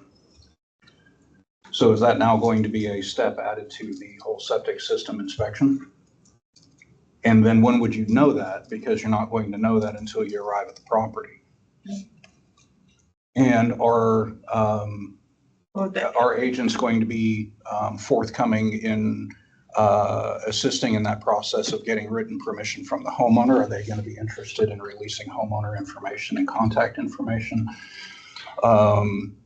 The sewer scope specifically, if I remember correctly from the letter from the Attorney General's office, if I'm not mistaken, that was not considered damaging or invasive because you're opening things that are designed to be open for inspection in the first place.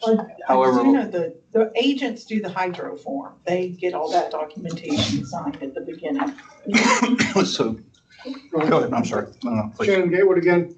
So this almost, to me, crosses into the 1 to 4 contract when they're putting all their seller's disclosure together and all that stuff. Is there a septic on the property? And then if yes, then that gets introduced to the consumer protection sheet regarding septic inspections and what that entails and all that stuff. So this may be opening up a can of worms across divisions, not just inspections. Or on the septic disclosure sheet that the sellers fill out, do we just ask y'all to add something on there that says, permission to dig or permission to dig denied, right then and there on that disclosure form? That Back to what Mr. Tom brought up just a minute ago with, because some of us do mold as well. We send out the CMIS form through our notification to the listing agent with the hopes and prayers that it's going to get forwarded through to the homeowner. The homeowner at that point does in fact have the opportunity to deny us from doing a mold assessment on a property. Who's to say that the homeowner can't come back and say, no, I don't want you to do a septic inspection? Yeah, because for some houses, the septic is the biggest replacement cost. See sales going down. No. This is good. All right. Anything else on sewer cameras? What else we got, Randy? I think that's it on that, on the public comments. Okay. I'm moving to check boxes. Yeah. Denied. Okay. So, Abby, Yes. so on the last meeting we had, we approved those changes that went to the commissioners meeting. Yeah, so here's where you are. You have got proposed changes. That's why we got all the public comment back. You've got proposed changes out in the world right now. So here are kind of your paths. You could, option one, recommend these changes as the SOP committee has amended them, or without, if that's the decision of the committee, to go forward to the commission for their August meeting for adoption.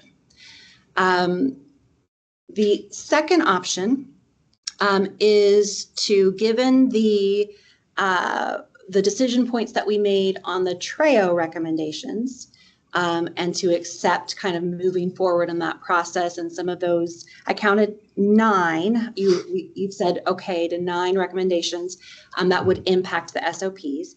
The other option is to say, okay, let's pump the brakes a little bit. Let's take those recommendations, see what comes from TREO, take that back to SOP subcommittee, and just do it all together. And so what that would mean is that there would not be a recommendation for adoption at the August meeting. You would repropose SOP changes at a later date. You know, if TREO gets language to us quickly, that could be as early as November. But that's the second option. Yeah, that's the thing. We have no idea how long they're going to take. It could take them months to do that. During the break, I asked Abby, whenever she sends the information, if she can ask them if they can get those back to us in a timely manner so that we can have those at the next SOP subcommittee and we can bring them back here in October to take them to the commissioners in November. If they could do that, I have no issue of addressing that in the next subcommittee meeting and get it done for the next one. Mm-hmm. But I think most of them, even if TREO didn't come back with language, I think there's enough in the comments that we wanted to look at that we could probably just do it. Because I would just hate to take a change to the commissioners, get it approved, and then TREO come back and we have to come back and do it again, and then we're changing the SOPs again in 6 months.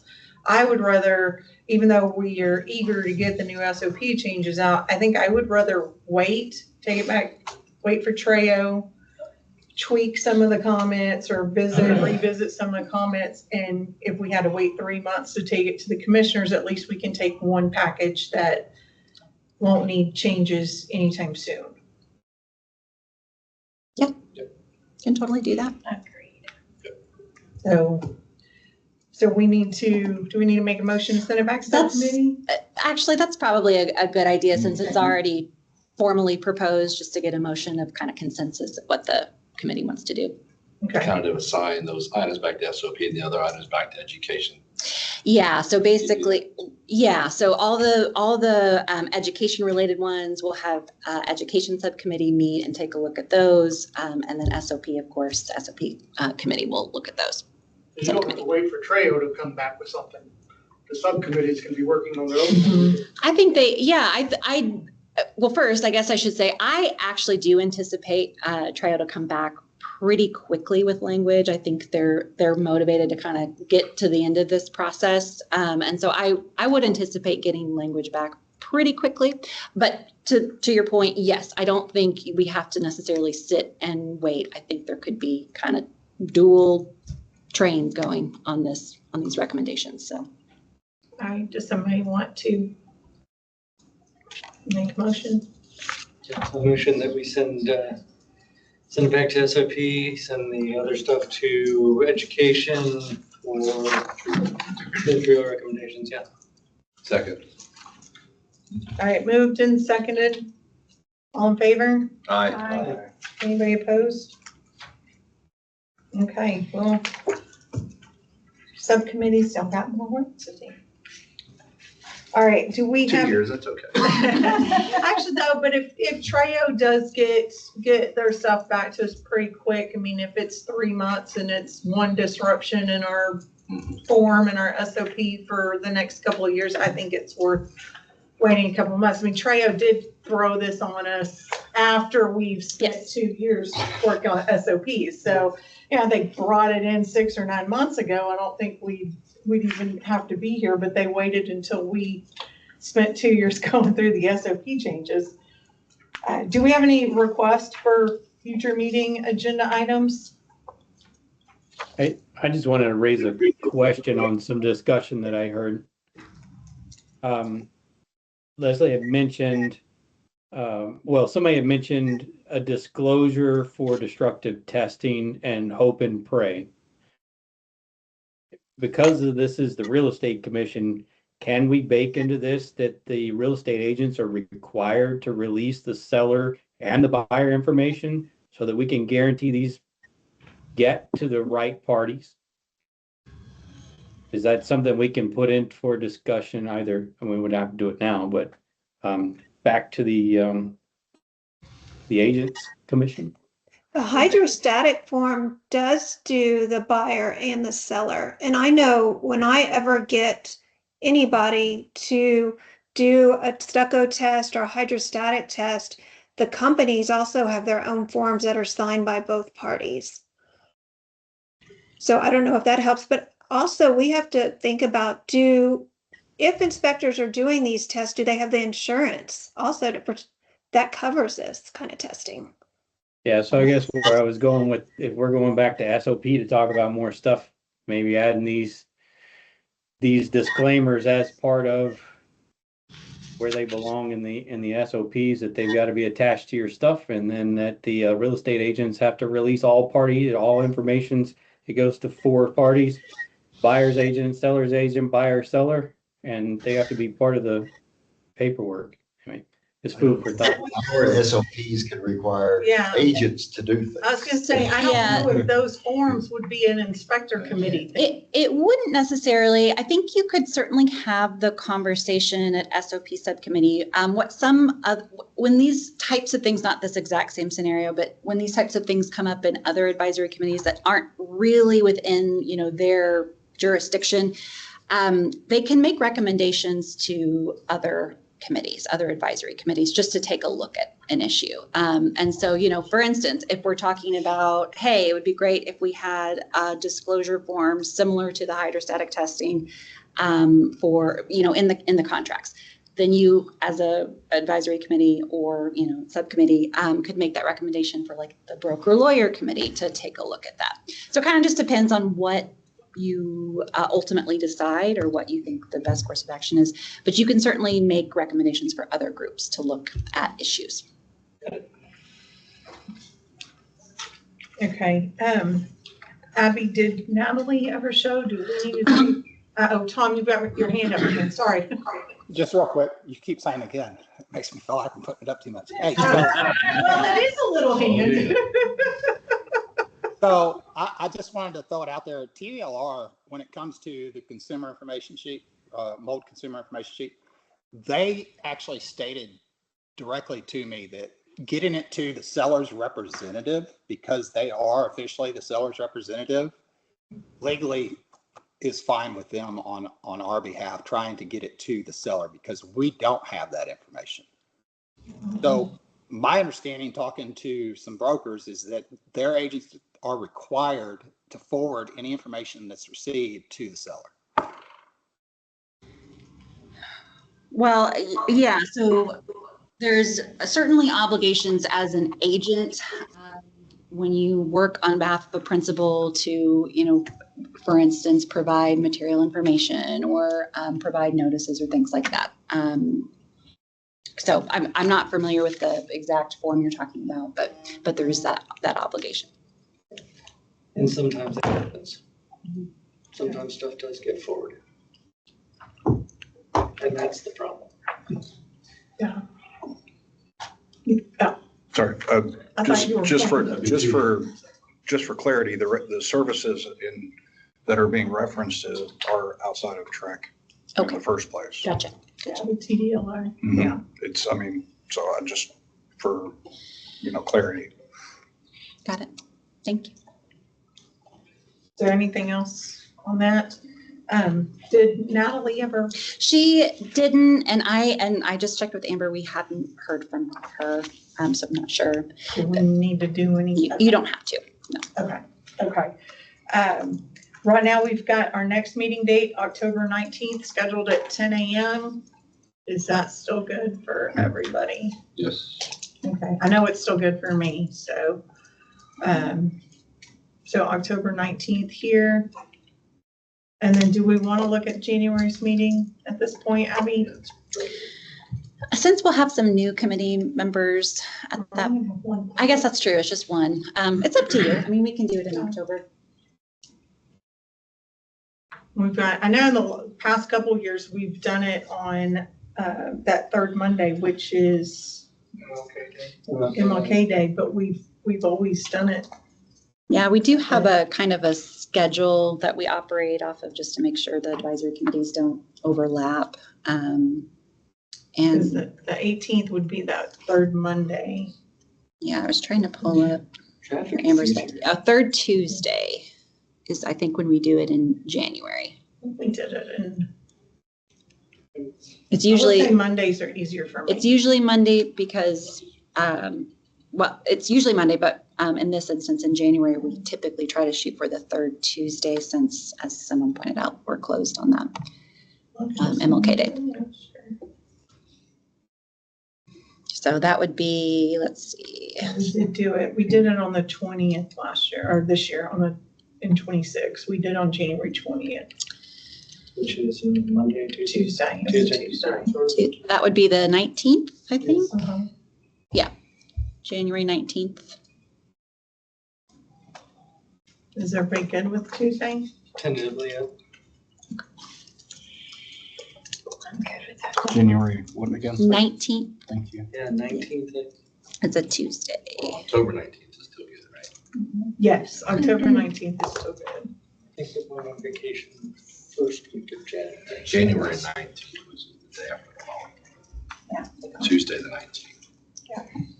Yeah, so Tuesday the 19th, Monday's a holiday. Yeah. So January 19th at 10. Okay, and do we have anything else? We're finally done, y'all. It only took half a day. All your. All right, thank you. Is it the new SOP? Thank you.